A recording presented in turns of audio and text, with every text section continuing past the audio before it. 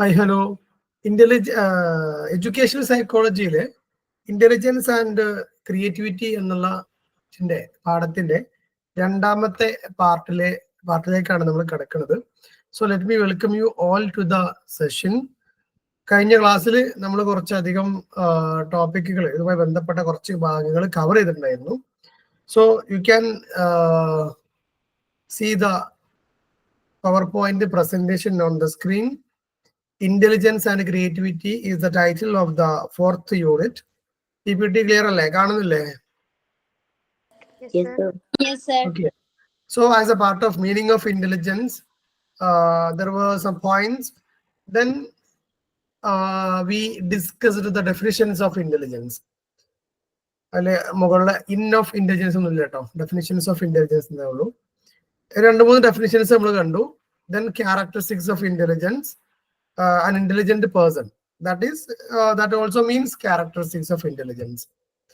Then types of intelligence le Thorndikeന്റെ social, mechanical and abstract intelligence kandu. Howard Gardnerയുടെ 8 ഇന്റലിജൻസുകൾ okay ആണ്, അതാണ് ഇവിടെ കണ്ടത്. അത് ഇനി വരുന്നേ ഉള്ളൂ. ആൻഡ് പിന്നെ തിയറീസ് ഓഫ് ഇന്റലിജൻസിൽ യൂണിറ്ററി തിയറി, സ്പിയർമാന്റെ 2 ഫാക്ടർ തിയറി, അതുപോലെ തന്നെ തൊണ്ടൈക്കിന്റെ മൾട്ടി ഫാക്ടർ തിയറി, ഇങ്ങനെ പിന്നെ തേഴ്സ്റ്റോണിന്റെ ഗ്രൂപ്പ് ഫാക്ടർ തിയറി, 4 തിയറികളാണ് നമ്മൾ കണ്ടത്. അതിന്റെ കോൺട്രിബ്യൂഷൻ, തേഴ്സ്റ്റോണിന്റെ തിയറിയുടെ കോൺട്രിബ്യൂഷൻ, പിന്നെ ഗിൽഫോർഡിന്റെ സ്ട്രക്ചർ ഓഫ് ഇന്റലക്ട്, അതില് 6 operations, 5 content, 6 products. So 6 into 5 into 6. And educational implications for structure of intelligence. പിന്നീട് നമ്മൾ ഹൊവാർഡ് ഗാർഡനറുടെ നേരത്തെ സൂചിപ്പിച്ചു വെച്ച തിയറി ഓഫ് മൾട്ടിപ്പിൾ ഇന്റലിജൻസ് ആയിരുന്നു. അതിൽ ഓരോരോ ഇന്റലിജൻസുകൾ എന്താണ് എന്നുള്ളത് ജസ്റ്റ് ഒന്ന് കണ്ടുപോയിട്ടേ ഉള്ളൂ. 9ാമത്തെ ഇന്റലിജൻസ് നമ്മൾ ടെക്സ്റ്റിൽ പറയുന്നില്ല, ദാറ്റ് ഈസ് എക്സിസ്റ്റൻഷ്യൽ ഇന്റലിജൻസ്. അപ്പൊ നിങ്ങൾക്ക് ഇതിനെ കുറിച്ച് ഇനിയും കുറച്ചും കൂടി അറിയണമെന്നൊക്കെ ഉണ്ടെങ്കിൽ കുറച്ച് വാട്സപ്പ് വോയിസസ് ഉണ്ട് എൻ്റെ കയ്യിൽ. അത് ഇവിടുത്തെ കുട്ടികൾക്ക് വേണ്ടി റെക്കോർഡ് ചെയ്ത സാധനമാണ്. അപ്പം അങ്ങനെ എന്തെങ്കിലും കേൾക്കണം എന്ന് ആഗ്രഹം ഉണ്ടെങ്കിൽ ചോദിച്ചാൽ മതി. ഓരോരോ ഇന്റലിജൻസിനുള്ള ഒരു 2 മിനിറ്റ് 3 മിനിറ്റിന്റെ വോയിസ് ക്ലാസ്സുകൾ വേണമെങ്കിൽ അവൈലബിൾ ആണ്. ഓക്കെ, പിന്നീട് ഇതിലേക്ക് നമ്മൾ പോയിരുന്നോ? മെഷർമെന്റ് ഓഫ് ഇന്റലിജൻസിലേക്ക് പോയിരുന്നോ? ജസ്റ്റ് ഹെഡിങ് സ്ലൈഡ് കാണിച്ചിരുന്നു, പറഞ്ഞില്ല, ഒന്നും പറഞ്ഞിട്ടില്ല. അപ്പൊ ഇവിടെ മുതലാണ് നമ്മൾ ഇന്ന് സ്റ്റാർട്ട് ചെയ്യാനുള്ളത്. അപ്പൊ കഴിഞ്ഞ ക്ലാസ്സിൽ വളരെ കുറച്ച് എടുത്തിട്ടുള്ളൂ, എങ്കിലും ഇന്റലിജൻസിന്റെ ഒരു ബേസ് ആയി കുറച്ച് കാര്യങ്ങൾ അവിടെ പറഞ്ഞു പോയിട്ടുണ്ട്. പ്രത്യേകിച്ച് യൂണിറ്ററി തിയറി, അതുപോലെ തന്നെ സ്പിയർമാന്റെ തിയറികള്. ഓക്കെ, സോ ഇനി നമ്മളുടെ മെഷർമെന്റ് ഓഫ് ഇന്റലിജൻസ് എന്നുള്ള ഒരു ഭാഗത്തേക്ക് പോകുമ്പോൾ അതില് ഡിഫിക്കൽട്ടി ഇൻ മെഷറിംഗ് ഇന്റലിജൻസ് എന്നുള്ളതാണ് ഫസ്റ്റ് പാർട്ട്. അപ്പൊ അതില് 2-3 പോയിന്റ്സ് പറയുന്നുണ്ട്. Measurement of intelligence is not possible in same way, അഥവാ എല്ലാവരുടെയും ഇന്റലിജൻസ്, എല്ലാ ഇന്റലിജൻസിന്റെ എല്ലാ ഭാഗവും നമുക്ക് ഒരേപോലെ മെഷർ ചെയ്യുക എന്നുള്ളത് ബുദ്ധിമുട്ടാണ്. നമുക്കറിയാം. അപ്പൊ ഈ ഒരു ഹൊവാർഡ് ഗാർഡനറുടെ ഒക്കെ ആണെങ്കിൽ 9 തരം ഇന്റലിജൻസ് ഒക്കെ പറയാം. അപ്പൊ 9ഉം മെഷർ ചെയ്യണം, അല്ലെങ്കിൽ അതിന്റെ എല്ലാ മേഖലയും മെഷർ ചെയ്യാന്ന് പറയുന്നത് എല്ലാ സമയത്തും പോസിബിൾ അല്ല എന്നുള്ളതാണ്. അതുപോലെ direct measurement is not possible. നമ്മൾ കുറെ ക്വസ്റ്റിനെയറും കുറെ പിന്നെ ഫിൽ ഇൻ ദ ബ്ലാങ്ക്സും അല്ലെങ്കിൽ പിക്ചർ റീഡിങ്ങും അങ്ങനെ കുറെ സംഭവങ്ങൾ കൊടുത്തിട്ട് അതിൽ നിന്ന് ഇങ്ങനെ ഓരോരോ എക്സ്പെരിമെന്റ് ചെയ്തിട്ടാണ് ഇന്റലിജൻസ് മനസ്സിലാക്കുക. Then the level of intelligence an individual has measured by the difficulty of the task he can perform. അപ്പോൾ ഒരു പ്രവർത്തകർ ടാസ്ക് കൊടുത്താൽ എത്രത്തോളം അദ്ദേഹത്തിന് ആ ഒരു ടാസ്ക് ചെയ്യാൻ ഡിഫിക്കൽട്ടി ഉണ്ട്, എത്രത്തോളം സിമ്പിൾ ആയിട്ട് അദ്ദേഹം ചെയ്യുന്നു എന്ന രൂപത്തിലൊക്കെ നമുക്ക് മെഷർ ചെയ്യാം. The range of task he can perform, അതുപോലെ തന്നെ എത്ര റേഞ്ചിൽ എത്ര ലെവൽ വരെ അദ്ദേഹത്തിന് പെർഫോം ചെയ്യാൻ പറ്റും. And the speed with which he does, എത്ര സ്പീഡിൽ അദ്ദേഹം കാര്യങ്ങൾ ചെയ്യുന്നു. അപ്പം 3 കാര്യങ്ങൾ കൺസിഡർ ചെയ്തിട്ടാണ് ഇന്റലിജൻസ് ഉണ്ടോ അല്ലെങ്കിൽ ഇന്റലിജൻസിന്റെ ഒരു ലെവല് നമ്മൾ അളക്കുക. ഒന്ന് അതിന്റെ ഡിഫിക്കൽട്ടി ലെവലാണ്, പിന്നെ റേഞ്ച് ആണ്, അതുപോലെ സ്പീഡാണ്. അപ്പം അതിനു വേണ്ടിയുള്ള ഒരു ഇതിന്റെ ഒരു മെഷർമെന്റ് ഓഫ് ഇന്റലിജൻസുമായി ബന്ധപ്പെട്ടുള്ള ഒരു കൊട്ടേഷൻ താഴെ കൊടുത്തിട്ടുണ്ട്, നമ്മുടെ ബുക്കിലുള്ളതാണ്. The harder the task a person can perform the greater in his intelligence. ഒരാളെ സംബന്ധിച്ച് ഭയങ്കര ഹാർഡായിട്ടുള്ള ഹാർഡ് വർക്ക് ചെയ്യുന്ന അല്ലെങ്കിൽ ഹാർഡറായ ഒരു ജോലി ഏറ്റെടുത്ത് ചെയ്യാൻ ഒരാൾക്ക് കപ്പാസിറ്റി ഉണ്ട് എങ്കിൽ അദ്ദേഹത്തിന്റെ ഇന്റലിജൻസ് ഗ്രേറ്റ് ആണ് എന്നാണ് പറയുന്നത്. Okay. Secondly, more of task that an individual can do, the more intelligence he has. അഥവാ കുറെ പ്രവർത്തനങ്ങൾ ഒരാൾക്ക് ചെയ്യാൻ പറ്റുമെങ്കിൽ അദ്ദേഹത്തിന് എന്തുണ്ട്, മോർ ഇന്റലിജൻസ് ഉണ്ട് എന്ന് മനസ്സിലാക്കണം. And thirdly, the quicker the response of an individual to the given task, the greater his intelligence is. ഒരു പ്രവർത്തനം ഒരാൾ വളരെ വേഗം ചെയ്തു എന്ന് സങ്കല്പിക്കാം, എങ്കിൽ അദ്ദേഹത്തിന് എന്തുണ്ട്, ഒരു ഗ്രേറ്റ് ഇന്റലിജൻസ് ഉണ്ട്. അഥവാ ഈ പറഞ്ഞ 3 പേർക്ക് ഇന്റലിജൻസ് ഉണ്ടെന്നാ ചുരുക്കി പറഞ്ഞാല്, ഒരാൾ ഹാർഡായിട്ട് വർക്ക് ചെയ്തു, ഒരാൾ ഒരുപാട് ടാസ്കുകൾ എടുത്ത് നടത്തുന്നു, ഒരാൾ വളരെ വേഗത്തിൽ ചെയ്യുന്നു. ഈ രണ്ടും എന്ത് ചെയ്യുന്നുണ്ട്, അവരുടെ ഇന്റലിജൻസിനെ മെഷർ ചെയ്യുന്ന ഘടകങ്ങളാണ് എന്നാണ് ഈ ഒരു സ്ലൈഡിൽ നിന്ന് പഠിക്കാനുള്ളത്.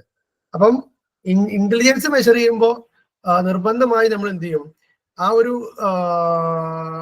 ടാസ്കിന്റെ ഡിഫിക്കൽട്ടി, റേഞ്ച്, സ്പീഡ്, ഈ 3ഉം നമ്മൾ എന്ത് ചെയ്യും, കൃത്യമായിട്ട് മെഷർ ചെയ്യും. അപ്പൊ നമ്മൾ കുട്ടികൾക്ക് ഒരു ടാസ്ക് കൊടുത്താല്, അല്ലെങ്കിൽ നമ്മുടെ വീട്ടിലെ കുട്ടികൾ ഒരു ജോലി ചെയ്യാൻ പറഞ്ഞാല്, അവര് എത്ര ടഫായ ജോലി എടുക്കണോ, എത്ര ലെവലില് അല്ലെങ്കിൽ എത്ര കൂടുതൽ ജോലികൾ അവർ ഏറ്റെടുക്കുന്നു, അതുപോലെ എത്ര വേഗത്തിൽ അവർ ചെയ്യുന്നു, ഈ 3ഉം പരിഗണിച്ച് വേണം ഒരാളുടെ ഇന്റലിജൻസിനെ അളക്കാൻ എന്നാണ് പറയുന്നത്. അപ്പൊ ഇന്റലിജൻസ് കൂട്ടിക്കൊണ്ടിരണമെങ്കിൽ നമുക്ക് എന്ത് ചെയ്യണം, നമ്മൾ ഈ ഒരു അവരുടെ പ്രവർത്തനങ്ങൾ കുറച്ചുകൂടി ടഫായത് ഏറ്റെടുക്കാനും, കുറച്ചുകൂടി ഹൈ ടാസ്കുകൾ ഏറ്റെടുത്ത് ചെയ്യാനും, അതുപോലെ തന്നെ സ്പീഡപ്പായി ചെയ്യാനൊക്കെ നമ്മൾ അവരെ പ്രാക്ടീസ് ചെയ്യിക്കേണ്ടതുണ്ട്. ഇനി ഇവിടെ പറയുന്നത് സ്റ്റാൻഡർഡൈസ്ഡ് ഇന്റലിജൻസ് ടെസ്റ്റുകളാണ്. ഈ ടെസ്റ്റുകൾ ഞാൻ പറഞ്ഞു ജസ്റ്റ് ഇങ്ങനെ പരിചയപ്പെട്ടു പോകാനാണ് ഇപ്പൊ നമ്മുടെ സിലബസിലുള്ളത്. ഒന്ന് Stanford Binet test of intelligence എന്നുള്ളതാണ്. Alfred Binet is the father of this test. It is used to estimate intelligence. അപ്പൊ ഇന്റലിജൻസ് അളക്കുന്ന ഒരു ടെസ്റ്റ് ആണ് Stanford Binet test of intelligence എന്ന് പറയുന്നത്. സോ ബിനെറ്റിന്റെ കുറച്ച് അസംഷൻസ് ആണ് regarding functional aspect of intelligence. അപ്പൊ ബുദ്ധിയുമായി ബന്ധപ്പെട്ട് അല്ലെങ്കിൽ ഇന്റലിജൻസുമായി ബന്ധപ്പെട്ട് ആൽഫ്രഡ് ബിനെറ്റ് നടത്തുന്ന ചില അസംഷൻസ് ആണ്. Intelligence is A complex variety of abilities. ഒരുപാട് കോംപ്ലക്സ് ആയ വെറൈറ്റി ഓഫ് എബിലിറ്റീസിന്റെ അതാണ് ഇന്റലിജൻസ് എന്ന് പറയുന്നതാണ്. Testing intelligence should involve A variety of test. അപ്പൊ അതുകൊണ്ട് ഒരു ടെസ്റ്റ് നടത്തിയിട്ട് ഒരു സൈഡ് മാത്രം നോക്കിയിട്ട് നമുക്ക് ഇന്റലിജൻസ് അളക്കാൻ കഴിയില്ല എന്ന് പറയുന്നത്. കാരണം കോംപ്ലക്സ് വെറൈറ്റി ഓഫ് എബിലിറ്റീസ് ഒരാളുടെ ഇന്റലിജൻസിൽ ഉണ്ടാകും. So involve variety of test assessing higher order mental functions. അപ്പോൾ ഹയർ ഓർഡർ മെന്റൽ ഫങ്ഷൻസ് നമുക്ക് അസസ് ചെയ്യണമെങ്കിൽ വെറൈറ്റി ഓഫ് ടാസ്കുകൾ, വെറൈറ്റി ഓഫ് ഇന്റലിജൻസ് ടെസ്റ്റുകൾ നമുക്ക് ആവശ്യമാണെന്നാണ് സ്റ്റാൻഫോർഡ് ബിനെറ്റിന്റെ അല്ലെങ്കിൽ ബിനെറ്റിന്റെ അസംഷൻസിലുള്ള ഒന്നാമത്തെ point. 2, intelligence is best displayed by general information and knowledge and is independent of school learning. So intelligence is best displayed by general informations. General informationലൂടെ and നോളജിലൂടെ, അതുപോലെ തന്നെ സ്കൂളിങ്ങിന്റെ പുറത്ത് അല്ലെങ്കിൽ സ്കൂളിൽ നിന്ന് പഠനത്തിന്റെ പുറത്തുള്ള കുറെ കാര്യങ്ങളിലൂടെയും ഒരാൾ എന്ത് ചെയ്യും, ഇന്റലിജൻസ് ഡിസ്പ്ലേ ചെയ്യുന്ന പറയണേ. അപ്പം നമ്മൾ സാധാരണ പറയാറുണ്ട്, പഠിക്കുന്ന കുട്ടികളൊക്കെ ഭയങ്കര ബുദ്ധിയുള്ള കുട്ടിയാണ്, പഠിക്കാത്തവരൊക്കെ മണ്ടന്മാരാന്ന് പറയുന്നുണ്ട്. ആ ഒരു സ്റ്റേറ്റ്മെന്റിനോട് നിങ്ങളുടെ അഭിപ്രായം എന്താണ്? നല്ല മാർക്ക് കിട്ടിയാൽ അവൻ ഭയങ്കര ഇന്റലിജന്റാ, മാർക്കൊന്നും ഇല്ലെങ്കിൽ അവൻ പൊട്ടനാ.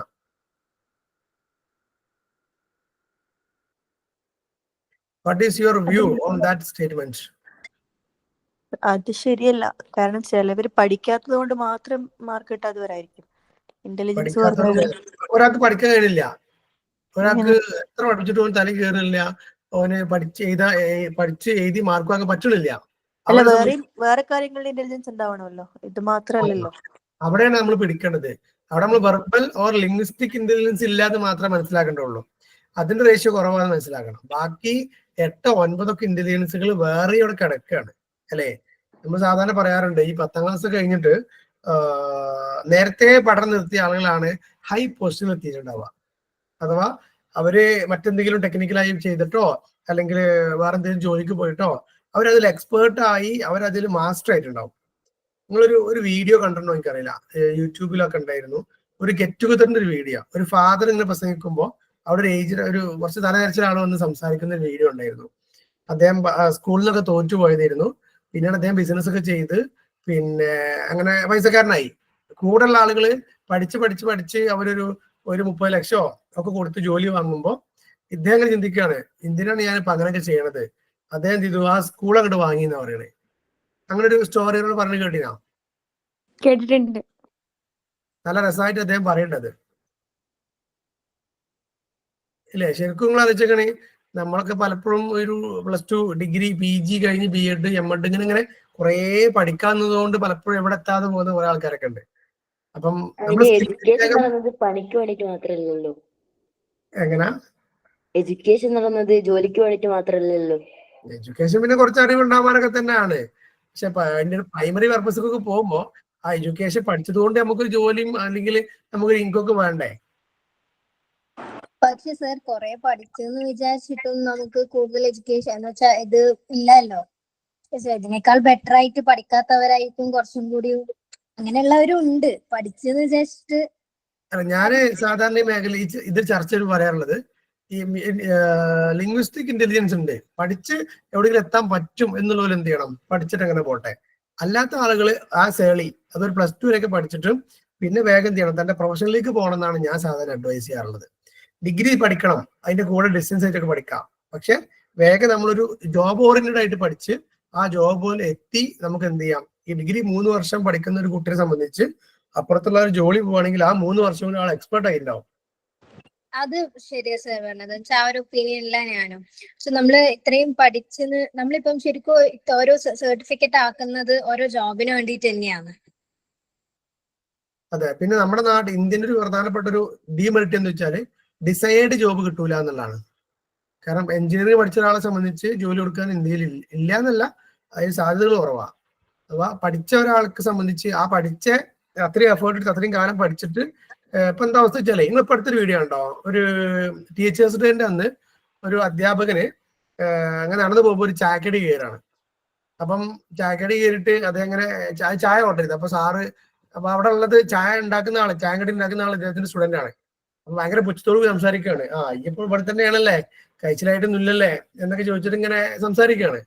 അപ്പം ഇങ്ങനെ അദ്ദേഹം ചായക്ക് ഉണ്ടാക്കണില്ല, അല്ല എനിക്കിപ്പോ എന്താ കിട്ടുക, എന്താ പൈസ ഇട്ടാ വെക്കണ്ടേ. അപ്പം അദ്ദേഹം പറയേണ്ട ഒരു 2000 3000 എത്രയൊക്കെ പറഞ്ഞു. അപ്പൊ പറഞ്ഞാ ഇതിപ്പോ ഇത്രയും ഇടങ്ങാറായിക്കൊണ്ട് ഒരു മാസത്തിൽ 2000 3000 അല്ല മാസമല്ല ദിവസമാണ് എന്ന് പറഞ്ഞു. അങ്ങനെ അത് കഴിഞ്ഞിട്ട് അടുത്തൊരു സീനിൽ കാണുന്നത് വെച്ചാൽ ഈ മാഷ് എങ്ങനെ പഴംപൊരി ഉണ്ടാക്കുക, എങ്ങനെ പക്കോട ഉണ്ടാക്കുക എന്നൊക്കെ പഠിക്കുന്ന ഒരു വീഡിയോ ആണ്. കാരണം മാഷിനെ സംബന്ധിച്ച് അത്ര സാലറി ഇല്ല. കാരണം നമ്മളിപ്പോ ഒരു സാധാരണ സ്കൂളിൽ ഒക്കെ വർക്ക് ചെയ്താൽ 10,000 12,000 15,000 കിട്ടി സങ്കല്പിക്കുക.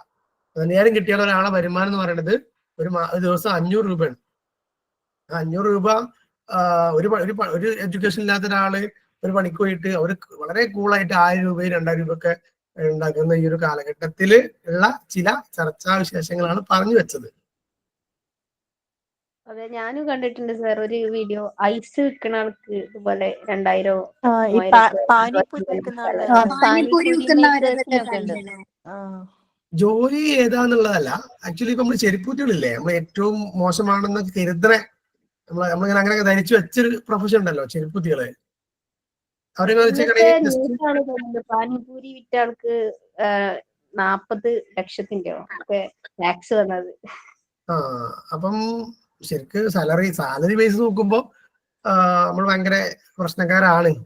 പക്ഷെ നമുക്കൊരു സ്റ്റാൻഡേർഡ് അങ്ങനെയുള്ള കുറെ നോക്കുമ്പോ ബ്ലെസ്സിങ് ഉണ്ട്. എങ്കിലും തളർത്തിയതല്ല കേട്ടോ, അല്ല, ഈ എന്താ പറയാ, നമ്മുടെ ജോലി എന്ന് പറയുന്നത് വെറും സാലറിക്ക് വേണ്ടി മാത്രമല്ലല്ലോ, നമ്മുടെ പ്രസ്റ്റീജ്, നമ്മുടെ സ്റ്റാറ്റസ്, ഇതൊക്കെ ഉണ്ട്. പിന്നെ ആരോ പറഞ്ഞാലേ അതുകൊണ്ടൊന്നും ഇപ്പൊ തക്കാളി ആകാൻ പറ്റില്ലല്ലോ. അത് പറ്റില്ല, പക്ഷെങ്കില് അതും കൂടെ ഇൻവോൾവ്ഡ് ആണ്. അല്ല, ഇത് ഒരിക്കലും ഡീമോട്ടിവേഷൻ അല്ല, അങ്ങനെ ഇരിക്കരുത്. നമ്മൾ പഠിക്കണം തന്നെ പറയുള്ളൂ. അതിനപ്പുറത്ത് പഠിച്ചത് കൊണ്ട് മാത്രം കാര്യമില്ല, എക്സ്പീരിയൻസ് ഇല്ലെങ്കിൽ എവിടെയും നമുക്ക് കാര്യമില്ല. പോകരുത് എന്നുള്ളൊരു സാധനം ഉണ്ട്. അല്ല, പഠിച്ചത് കൊണ്ട് മാത്രം കാര്യമില്ല, എക്സ്പീരിയൻസ് ഇല്ലെങ്കിൽ എവിടെയും വാല്യൂ ഇല്ല. അല്ല, ക്വാളിറ്റി ഉള്ള ആളുകളെ കിട്ടാനില്ല. ഒരുപാട് ക്വാളിഫൈഡ് ആയ ആളുകളുണ്ട്, പക്ഷെ ക്വാളിറ്റി ഉള്ള ആളുകൾ കിട്ടാനില്ല. ഓക്കെ, ചർച്ച വഴി മാറ്റിയല്ല കേട്ടോ. സോ എനിവേ, അപ്പൊ ഇദ്ദേഹം പറഞ്ഞാല് ഇന്റലിജൻസ് ഡിസ്പ്ലേ ചെയ്യുക സ്കൂളിൽ മാത്രമല്ല, അറിവുകൊണ്ട് മാത്രമല്ല, അതിനൊക്കെ അപ്പുറത്ത് എന്ത് ചെയ്യും, ഇന്റലിജൻസ് നമ്മൾ ഡിസ്പ്ലേ ചെയ്യുന്നതാണ് പറഞ്ഞു വെച്ചത്. Then the more intelligent individual shows greater initiative and persistence.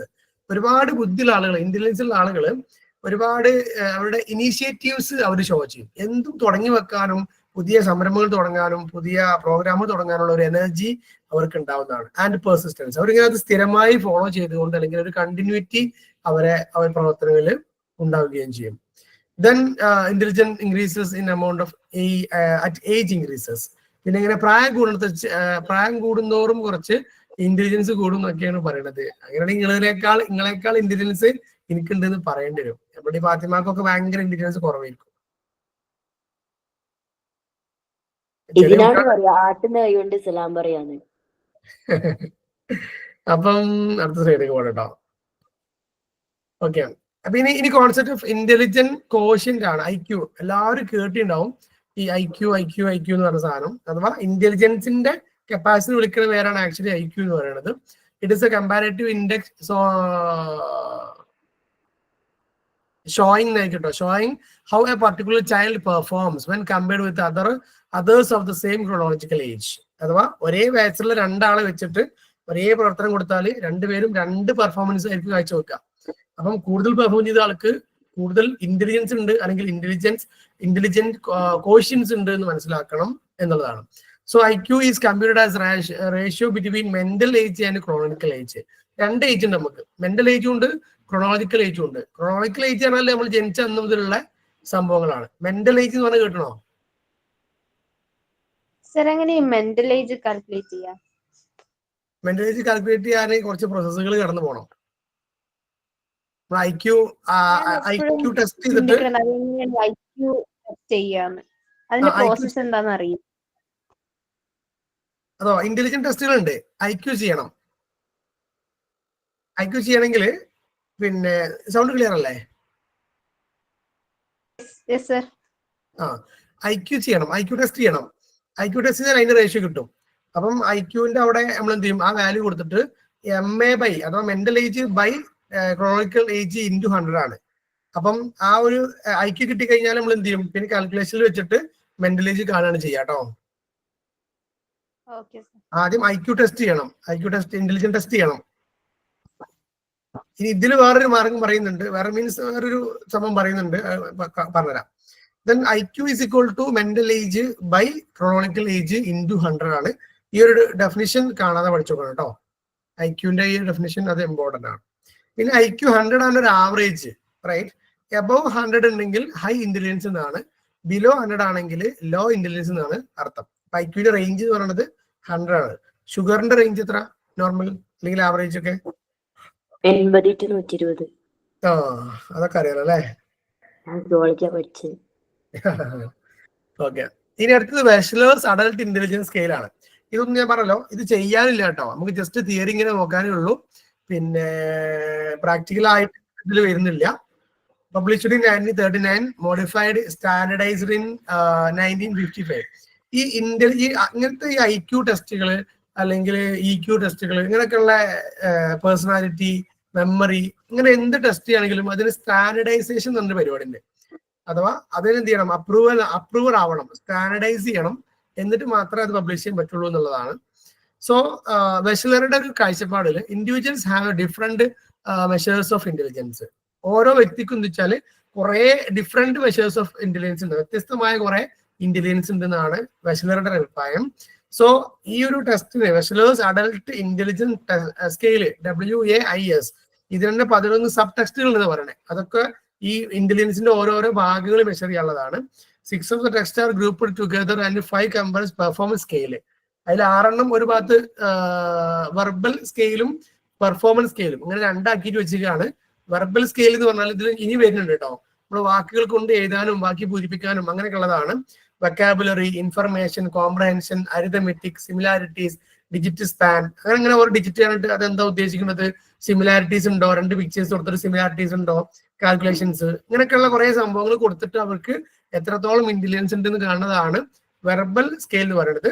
അതിൽ ലാംഗ്വേജ് ഉണ്ടാവും. ഓക്കെ, അതാണ് വെർബൽ സ്കെയിലിന്റെ പ്രത്യേകത. ഭാഷ കൊണ്ട് എഴുതാനോ ഡിസ്ക്രൈബ് ചെയ്യാനൊക്കെ അതിൽ ഉണ്ടാകും. പെർഫോമൻസ് സ്കെയിൽ ആണെങ്കിൽ block designing, picture arrangements, object assembly, picture completion, digit simple, ഇതൊക്കെ വെച്ചാല് പിക്ചറുകളും സിമ്പിൾസും തമ്മിലുള്ള കളികളാണ്. ചിലപ്പോ എന്താണ് ഒരു പിക്ചർ കണ്ടിട്ട് എന്തായിരിക്കും അതിന്റെ ബാക്കി ഉണ്ടാവുക, ഇത് ഒരു ഒറ്റത്തോടത്ത് കാണുമ്പോൾ എന്താണ് എന്തിനെ പോലെ തോന്നുന്നത്, അല്ലെങ്കിൽ പിന്നെ ഈ സിമ്പിൾസ് തമ്മിൽ യോജിപ്പിക്കുക, ഇങ്ങനെയുള്ള കുറെ സംഭവങ്ങളാണ് പെർഫോമൻസ് സ്കെയിൽ ഉണ്ടാവുക. അവിടെ എഴുതാനുണ്ടാവില്ല, അവിടെ വരയ്ക്കാനോ അല്ലെങ്കിൽ ഇങ്ങനെ ചിത്രങ്ങൾ ഐഡന്റിഫൈ ചെയ്യാനോ ആ രൂപത്തിലൊക്കെയാണ് പെർഫോമൻസ് സ്കെയിൽ ഉണ്ടാവുക. വെർബൽ സ്കെയിൽ ആകുമ്പോൾ അതിൽ ലാംഗ്വേജ് ഉണ്ടാകും. ഇതാണ് അത് തമ്മിലുള്ള ഒരു ഡിഫറൻസ്. സോ WAIS അതിന്റെ ഫുൾ ഫോം ആക്കിയത് വെഷലേഴ്സ് അഡൽട്ട് ഇന്റലിജൻസ് സ്കെയിൽ എന്നുള്ളതാണ് കേട്ടോ. It is a point scale and not a age scale. അഥവാ ഇതൊരു പ്രായം അളക്കണ, ദാറ്റ് മീൻസ് അത്തരത്തിലുള്ള ഒരു സ്കെയിൽ അല്ല. ഇതിൽ ചില പോയിന്റ്സ് ഉണ്ട്. ആ പോയിന്റ്സ് വെച്ച് നമ്മൾ ഇന്റലിജൻസ് അളക്കേണ്ടതാണ്. So the items are not grouped by age level. അതോ ഓരോരോ പ്രായക്കാർക്ക് ഇന്നതെന്ന് പറഞ്ഞിട്ട് ഗ്രൂപ്പ് ആക്കിയിട്ടില്ല. ചില ഇന്റലിജൻസ് ടെസ്റ്റുകളൊക്കെ വെച്ചാൽ ഇത് 18 അഥവാ ഇതിലുള്ളതാണ്, ചൈൽഡിലുള്ളതാണ്, അല്ലെങ്കിൽ അഡോളസൻസിലുള്ളതാണ്, ഇത് അഡൾട്ട്ഹുഡിലുള്ളതാണ് എന്നൊക്കെ പറഞ്ഞിട്ട് ഏജ് ലെവൽ ഉണ്ടാകും. ഓക്കെ, ഇതിൽ അങ്ങനെ ഗ്രൂപ്പ് ചെയ്തിട്ടില്ല എന്നാണ് പറയണേ. Then raw score of each subtest is transferred into standard score. അത് നമ്മളൊരു സ്കെയില്, ദാറ്റ് മീൻസ് അല്ലെങ്കിൽ ഒരു എക്സ്പെരിമെന്റ് ചെയ്യുമ്പോൾ ഫസ്റ്റ് നമുക്ക് കിട്ടുന്നതാണ് റോ സ്കോർ എന്ന് പറയുന്നത്. റോ സ്കോർ അതിനെ സ്റ്റാൻഡർഡൈസ് ചെയ്യാനുണ്ട്, അതിനൊരു ഇക്വേഷൻ ഉണ്ട്. അങ്ങനെ സ്റ്റാൻഡർഡൈസ് ചെയ്യാന്നുള്ള പ്രോസസ് ഉണ്ട്. അപ്പൊ നമ്മൾ കിട്ടുന്ന സ്കോറുകളെ സ്റ്റാൻഡർഡൈസ് ചെയ്യുന്ന ഒരു പ്രോസസ് ഉണ്ട്. അപ്പൊ അതാ ഒരു ഇത് ചെയ്യുന്ന വേണം, ചെയ്താലേ എനിക്കത് മനസ്സിലാവുള്ളൂ കേട്ടോ. അപ്പൊ ഇങ്ങനെ സംഭവം ഉണ്ടെന്ന് മനസ്സിലാക്കുക. ഫസ്റ്റ് നമുക്ക് കിട്ടുന്ന സ്കോറാണ് റോ സ്കോർ എന്ന് പറയുന്നത്. പിന്നീട് നമ്മൾ അതിനെ കാൽക്കുലേഷനിലൂടെ സ്റ്റാൻഡർഡൈസ് ചെയ്യുന്ന ഒരു പ്രോസസ് ഉണ്ട്. അങ്ങനെ ചെയ്യുമ്പോഴാണ് അതിന്റെ യഥാർത്ഥ വാല്യൂ കിട്ടുക എന്നുള്ളതാണ്. Then class room teacher assessing the intelligence of his students. എങ്ങനെയാണ് ക്ലാസ് റൂമിൽ ഒരു ടീച്ചർക്ക് ഇന്റലിജൻസ്, തന്റെ കുട്ടികളുടെ ഇന്റലിജൻസ് മനസ്സിലാക്കുക? Select suitable intelligence test. ആദ്യം എന്ത് ചെയ്യണം? ടീച്ചർക്ക് കുറെ ഇന്റലിജൻസ് ടെസ്റ്റുകളെ കുറിച്ച് അറിയണം. അത് ഏതൊക്കെയാണ് കുട്ടികൾക്ക് സ്യൂട്ടബിൾ ആയെന്നുള്ളത് കണ്ടെത്തിയിട്ട് അത് ഉപയോഗിക്കണം എന്നുള്ളതാണ് ഒന്ന്. രണ്ട്, manual of the test should be carefully read and understood including administration, scoring and interpretation. ഓരോ ഇന്റലിജൻസ് ടെസ്റ്റിനും കൃത്യമായ ഡയറക്ഷൻസ് ഉണ്ട്, നിർദ്ദേശങ്ങളുണ്ട്. അത് വായിക്കണം. ഹൗ ടു അഡ്മിനിസ്റ്റർ, എന്തൊക്കെ അതിൽ അഡ്മിനിസ്റ്റർ ചെയ്യാനുണ്ട്, എന്തൊക്കെ ഒബ്ജക്റ്റുകൾ നമുക്ക് കളക്ട് ചെയ്യാനുണ്ട്, സബ്ജക്റ്റിനെ എപ്പോഴാണ് വിളിക്കേണ്ടത്, ഏത് ഏജിലുള്ള സബ്ജക്റ്റാണ് സെലക്ട് ചെയ്യേണ്ടത്, ഏത് രൂപത്തിലാണ് ഇത് അഡ്മിനിസ്റ്റർ ചെയ്യേണ്ടത്. ഇങ്ങനെ കുറെ നിർദ്ദേശങ്ങൾ ഓരോ ടെസ്റ്റുകൾക്കും ഉണ്ട്. അത് കൃത്യമായിട്ട് എന്ത് ചെയ്യണം? മനസ്സിലാക്കണം. അതുപോലെ റോ സ്കോർ കിട്ടിയാൽ അതിനെങ്ങനെ സ്റ്റാൻഡർഡൈസ് ചെയ്യേണ്ടത്, അതുപോലെ തന്നെ റേഞ്ച് എന്താണ്, ആവറേജ്, അബോ ആവറേജ്, ബിലോ ആവറേജ്, ഇങ്ങനെയുള്ള റേഞ്ചുകൾ ഉണ്ടാവും. ആ റേഞ്ചുകൾ എന്തൊക്കെയാണ് എന്നൊക്കെയുള്ള ഒരു ടെസ്റ്റ് നമ്മൾ പഠിക്കണമെങ്കിൽ, ഒരു ടെസ്റ്റ് നമ്മൾ ചെയ്യണമെങ്കിൽ ഇത്രയും ഒരുപാട് ഭാഗങ്ങൾ നമുക്ക് അറിയേണ്ടതുണ്ട്. Then suitable testing climate has to be created. എല്ലാ ടെസ്റ്റുകളും എല്ലാ സമയത്തും ചെയ്യാൻ പറ്റൂല, എല്ലാ ടെസ്റ്റും എല്ലാവർക്കും ചെയ്യാൻ പറ്റൂല, എല്ലാ സമയത്തും ചെയ്യാൻ പറ്റൂല, എല്ലാ ഓഡിയൻസിനും ചെയ്യാൻ പറ്റൂല. അതിനൊക്കെ കൃത്യമായ നിർദ്ദേശങ്ങളുണ്ട്, മാനദണ്ഡങ്ങളുണ്ട്. അതനുസരിച്ച് ചെയ്യാൻ പറ്റുള്ളൂ എന്നുള്ളതാണ്. ഞങ്ങൾ MA സൈക്കോളജിയിൽ പഠിക്കുമ്പോൾ ഞങ്ങൾക്ക് ഇങ്ങനത്തെ ടെസ്റ്റുകളൊക്കെ, മെമ്മറി ടെസ്റ്റ്, ഇതൊക്കെ പിന്നെ ഒരു 4-5 ചെയ്യാനുണ്ട്. അപ്പം അതിന് നമുക്ക് കൃത്യമായിട്ടൊരു റെക്കോർഡും അതിനൊരു സ്ട്രക്ചറും ഡയറക്ഷൻസും അതുപോലെ തന്നെ മെറ്റീരിയൽസും സബ്ജക്റ്റിന് വേണ്ട നിർദ്ദേശങ്ങളും അങ്ങനെ കുറേ സംഭവങ്ങളുണ്ട്. And the people should be instructed to commence the test item. ഒരു ടെസ്റ്റ് തുടങ്ങുന്നതിന് മുമ്പ് നമ്മുടെ ക്ലയന്റിനെ അല്ലെങ്കിൽ നമ്മുടെ സ്റ്റുഡന്റിന് കൃത്യമായി അതിന്മേലുള്ള ഡയറക്ഷൻസ് കൊടുത്തിരിക്കണം എന്നുള്ളതാണ്. അല്ലെങ്കിൽ ആ ടെസ്റ്റ് റിസൾട്ട് കിട്ടൂല. അപ്പൊ നമ്മള് അതേപോലെ തന്നെ സാധാരണ പറയാറുണ്ട്, നമ്മളൊരു ക്വസ്റ്റ്യൻ ചോദിച്ചാല് അല്ലെങ്കിൽ അവരൊരു സ്റ്റേറ്റ്മെന്റ് വായിച്ചാല് വായിക്കുക, ഫസ്റ്റ് എന്താണോ മൈൻഡിലേക്ക് വരുന്നത് അത് വേണം പറയാൻ. ഒരുപാട് ചിന്തിക്കാൻ പാടില്ല, അല്ലെങ്കിൽ ഒരുപാട് അതിന്മേൽ വർക്ക്ഔട്ട് ചെയ്യാൻ പാടില്ല. അപ്പൊ റിസൾട്ട് മാറും. അപ്പം നമ്മുടെ ഒരു കോൺഷ്യസ് മൈൻഡിൽ എന്താണോ വരുന്നത് അത് അപ്പൊ പറയാന്നുള്ളതാണ് അതിന്റെ ഒരു ശരി. And they should be encouraged to proceed ahead. ഈ നമ്മുടെ മുന്നിൽ വരുന്ന സ്റ്റുഡൻസിനെ ഒന്ന് നമ്മൾ ഇൻസ്ട്രക്ഷൻസ് കൊടുക്കണം, രണ്ടവരോട് കൃത്യമായി ചെയ്യാനും ഫുള്ള് ചെയ്യാനും കംപ്ലീറ്റ് ചെയ്യാനുള്ള മോട്ടിവേഷൻ കൊടുക്കണം. And the basal age should be determined. Basal age എന്ന് പറഞ്ഞ വേറെ സംഭവം ഉണ്ട്, ഞാൻ അത് അടുത്ത സ്ലൈഡിൽ പറഞ്ഞിട്ടുണ്ട്. അത് നമ്മൾ പരിഗണിക്കേണ്ടതുണ്ട് എന്നുള്ളതാണ്. എന്താണ് ബേസൽ ഏജ് എന്ന് പറയുന്നത്? ഇതൊരു ഫോർമൽ ടേം അല്ല കേട്ടോ. നമ്മളെ ഇതിലൊക്കെ നടത്തുന്ന ഒരു എന്താ പറയാ ഒരു ഫോർമൽ ടേം അല്ല എന്നുള്ളതാണ് ബേസൽ ഏജിനെ കുറിച്ച് ഒന്ന് പറയാനുള്ളത്. So it is the age that all the test item mean for which are solved by the child successfully. ഇപ്പോ നമ്മൾ ഒരു 10 സ്റ്റെപ്പുള്ള അല്ലെങ്കിൽ കുറെ സ്റ്റെപ്പുകളുള്ള ഒരു ടെസ്റ്റാണ് സങ്കല്പിക്കുക. അതില് ഒരു 5 വയസ്സുകാരന് ഒരു 2 സ്റ്റെപ്പൊക്കെ പൂർത്തീകരിക്കാൻ സാധ്യത ഉള്ളൂ. ഒരു 8 വയസ്സുകാരനാണെങ്കിൽ ഒരു 5 സ്റ്റെപ്പ് വരെ പൂർത്തീകരിക്കാൻ സാധ്യത ഉണ്ട്. 18 വയസ്സുകാരനാണെങ്കിൽ അതിലൊരു 15 പൂർത്തീകരിക്കാനുള്ള സാധ്യത ഉണ്ട്. ഇങ്ങനെയൊക്കെയുള്ള ഒരു അവസ്ഥയിൽ 8 വയസ്സുകാരൻ ഈ ഒരു സ്റ്റെപ്പ് ചെയ്യുമ്പോൾ 10 വയസ്സുകാരൻ ചെയ്യാൻ സാധ്യതയുള്ള അത്രയും സ്റ്റെപ്പുകൾ ഫോളോ ചെയ്തെങ്കിൽ അവന്റെ ബേസൽ ഏജ് പറയുന്നത് 10 ആണ്. അഥവാ നമ്മൾ എക്സ്പെക്ട് ചെയ്യുന്ന ഇവന്റെ ക്രോണോളജിക്കൽ ഏജിനേക്കാൾ, ഇപ്പൊ ഇതൊരു എക്സാമ്പിൾ കൊടുത്തിട്ടുണ്ട്, 8 years boy solved all questions for 10 years old. 10 വയസ്സുകാരന് കൊടുക്കേണ്ട എല്ലാ ക്വസ്റ്റ്യൻസും 8 വയസ്സുള്ള ഒരാൾ ചെയ്തു സങ്കല്പിക്കുക, ആൻസർ ചെയ്ത് സങ്കല്പിക്കുക, അല്ലെങ്കിൽ അത് അറ്റൻഡ് ചെയ്ത് സങ്കല്പിക്കുക. Then he solved 20 questions of out of 60 for 11 years old. Then basal age is 10. അഥവാ 10 വയസ്സുകാരൻ ചെയ്യേണ്ട അത്രയും ടാസ്കുകൾ 8 വയസ്സുകാരൻ ചെയ്തെങ്കിൽ 10 വയസ്സുകാരാണ് അവന്റെ ബേസൽ ഏജ് എന്ന് പറയുന്നത്. അങ്ങനെ ഒരു ബേസൽ ഏജ് ഇത് ഏകദേശം ആ ഒരു നമ്മളെ മെന്റൽ ഏജുമായി ബന്ധപ്പെട്ടൊക്കെ സൂചിപ്പിക്കുന്നുണ്ട്. Okay, so mental age is equal to basal age plus appropriate age. ഇതിന്റെ ഒരു കാൽക്കുലേഷൻ ടേബിൾ എല്ലാവർക്കും പെട്ടെന്ന് കണ്ടാൽ മനസ്സിലാവുന്ന ടേബിൾ പേജ് നമ്പർ 178 അതൊരു വലിയ ടേബിൾ ആയതുകൊണ്ട് ഞാൻ ഇതിൽ ഉൾപ്പെടുത്തിയിട്ടില്ല. ടെക്സ്റ്റ് ഒന്ന് ഈ ഒരു പാഠം പഠിക്കുമ്പോൾ ടെക്സ്റ്റ് ഒന്ന് ജസ്റ്റ് റെഫർ ചെയ്യാം. Page number 178 then types of intelligence എന്നുള്ളതിലേക്ക് പോവാണ്. നമ്മൾ നേരത്തെ പറഞ്ഞു, നേരത്തെ വെർബലും പെർഫോമൻസ് പറഞ്ഞു അല്ലെ. So here we have 2 types of intelligences. Intelligence first one individual test and second one group test. ഈ പേരിൽ തന്നെ നമുക്ക് എന്ത് മനസ്സിലാവും? ഇതിന്റെ ഒരു രൂപം മനസ്സിലാവും അല്ലെ. ഇൻഡിവിജ്വൽ ടെസ്റ്റ് എന്ന് പറഞ്ഞാൽ അതിൽ എത്ര പേരുണ്ടാവും? ഒരാളുണ്ടാവും. ഗ്രൂപ്പ് ടെസ്റ്റ് എന്ന് പറഞ്ഞാൽ ഒന്നിലധികം ആളുകൾ ഉണ്ടാവും. ഇനി ഇൻഡിവിജ്വൽ ടെസ്റ്റ് തന്നെ verbal, non verbal and performance, ഇങ്ങനെ 3 ആക്കിയിട്ട് നമുക്ക് തിരിക്കാം. ഗ്രൂപ്പ് ടെസ്റ്റ് വെർബലും നോൺ വെർബലും ഉള്ളൂ, അതിൽ പെർഫോമൻസ് ഇല്ല എന്നാണ് പറയുന്നത്. അഥവാ ഇൻഡിവിജ്വലി ആണ് ഇന്റലിജൻസിൽ പെർഫോമൻസ് ഉള്ളൂ, ഗ്രൂപ്പിൽ പെർഫോമൻസ് ഇല്ല, വെർബലും നോൺ വെർബലും ആണ് എന്നാണ് പറയുന്നത്. അപ്പോൾ നോൺ വെർബൽ പെർഫോമൻസിലേക്ക് എത്തൂലേ എന്ന് ചോദിക്കും. അത് ഏകദേശം എത്തും, പക്ഷെ എങ്കിലും പെർഫോമൻസ് ആകുമ്പോൾ കുറച്ചുകൂടി ഡിഫറെന്റ് ആണ്. നോൺ വെർബൽ ആകുമ്പോൾ നമ്മള് ആ ഒരു വേർഡ്സ് ഇല്ല, വെർബുകളില്ല, ആ ഒരു സിമ്പിൾസും പിക്ചർ കംപ്ലീഷനും അങ്ങനത്തെ സംഭവങ്ങളാണ്. പെർഫോമൻസ് കുറച്ചുകൂടി ഡിഫറെന്റ് ആണെന്നുള്ളതുകൊണ്ടാണ് അവിടെ കൊടുത്തത് കേട്ടോ. ഇനി നമ്മൾ ഈ ഒരു ടെസ്റ്റുകളെ പ്രത്യേകം പറയുന്നുണ്ട്. Individual test can be used to test only one subject. നമ്മൾ മുന്നിലിരിക്കുന്ന കുട്ടിനെ നമ്മൾ സ്റ്റുഡന്റ് എന്ന് വിളിക്കൂല. ടെസ്റ്റ് ചെയ്യുമ്പോൾ നമ്മുടെ സബ്ജക്ട് അല്ലെങ്കിൽ ക്ലയന്റ് എന്നൊക്കെയാണ് വിളിക്കുക. The individual may shy to display their best. ഒരു പക്ഷേ ഇൻഡിവിജ്വൽ ടെസ്റ്റ് ആകുമ്പോൾ ഒരു ലിമിറ്റേഷൻ എന്ന് വെച്ചാല് ഈ കുട്ടികള് നമ്മുടെ മുന്നിലുള്ള ഒരു കുട്ടി മാത്രം ആയതുകൊണ്ട് അവൻ കൃത്യമായിട്ട് അതിനോട് പ്രതികരിക്കുവോ അല്ലെങ്കിൽ അവന് ഒഴിഞ്ഞു മാറി നിൽക്കുവോ അവന് മടി കാണിക്കുവോ എന്നൊക്കെയുള്ള സാധ്യതകൾ ഉണ്ട് എന്നുള്ളതാണ് അതിന്റെ ഒരു ലിമിറ്റേഷൻ ആയിട്ട് അല്ലെങ്കിൽ വേണമെങ്കിൽ നമുക്ക് പറയാവുന്നത്. സിംഗിൾ ഡാൻസ് കളിക്കുന്ന പോലെ. അതെ അതെ. ഇത് നമ്മളിപ്പോ എന്ത് ടെസ്റ്റ് ആണെങ്കിലും നമ്മളിപ്പോ കുറച്ച് ക്വസ്റ്റ്യനെയർ കൊടുത്ത് ആളോട് ചെയ്യാൻ പറഞ്ഞേ, അപ്പം ഇൻഡിവിജ്വൽ ആയി ചെയ്യുമ്പോൾ അതിന് ചില സമയത്ത് കുട്ടികൾ ഭയങ്കര സെൽഫ് കൺട്രോൾ ഒക്കെ ആണെങ്കിൽ ചെയ്യുമായിരിക്കും. ചിലപ്പോൾ അവർക്കൊരു മടി വരാം, അല്ലെങ്കിൽ അവരോടൊരു പിക്ചർ കംപ്ലീഷൻ പറഞ്ഞു. ഗ്രൂപ്പ് ആയിരിക്കുമ്പോൾ ചെയ്യും, പക്ഷെ ഇൻഡിവിജ്വൽ ആകുമ്പോൾ ചിലതൊക്കെ ചെയ്യാൻ അവർക്കൊരു മടി ഉണ്ടാകാം എന്നാണ് പറയുന്നത്. 2 ഗ്രൂപ്പ് ടെസ്റ്റ് ആണ്. അതിനുള്ള എക്സാമ്പിൾസ് ആണ് കൊടുത്തിരിക്കുന്നത്. Army alpha test, army beta test എന്നൊക്കെ പറയുന്നത്. So for those who knew the English language, ഭാഷ അറിയുന്നവർക്ക് ആർമി ആൽഫ ടെസ്റ്റ്, ഭാഷ അറിയാത്തവർക്ക് are not versed in English അവർക്ക് ആർമി ബീറ്റ ടെസ്റ്റ് എന്ന് പറഞ്ഞത്. അവർക്ക് അതിലുള്ളത് ഡിജിറ്റ്സും ഡയഗ്രാംസും ഒക്കെയാണ് ഉണ്ടാവുക. നോൺ വെർബലിന്റെ ഒരു രൂപം അവിടെ കാണാം.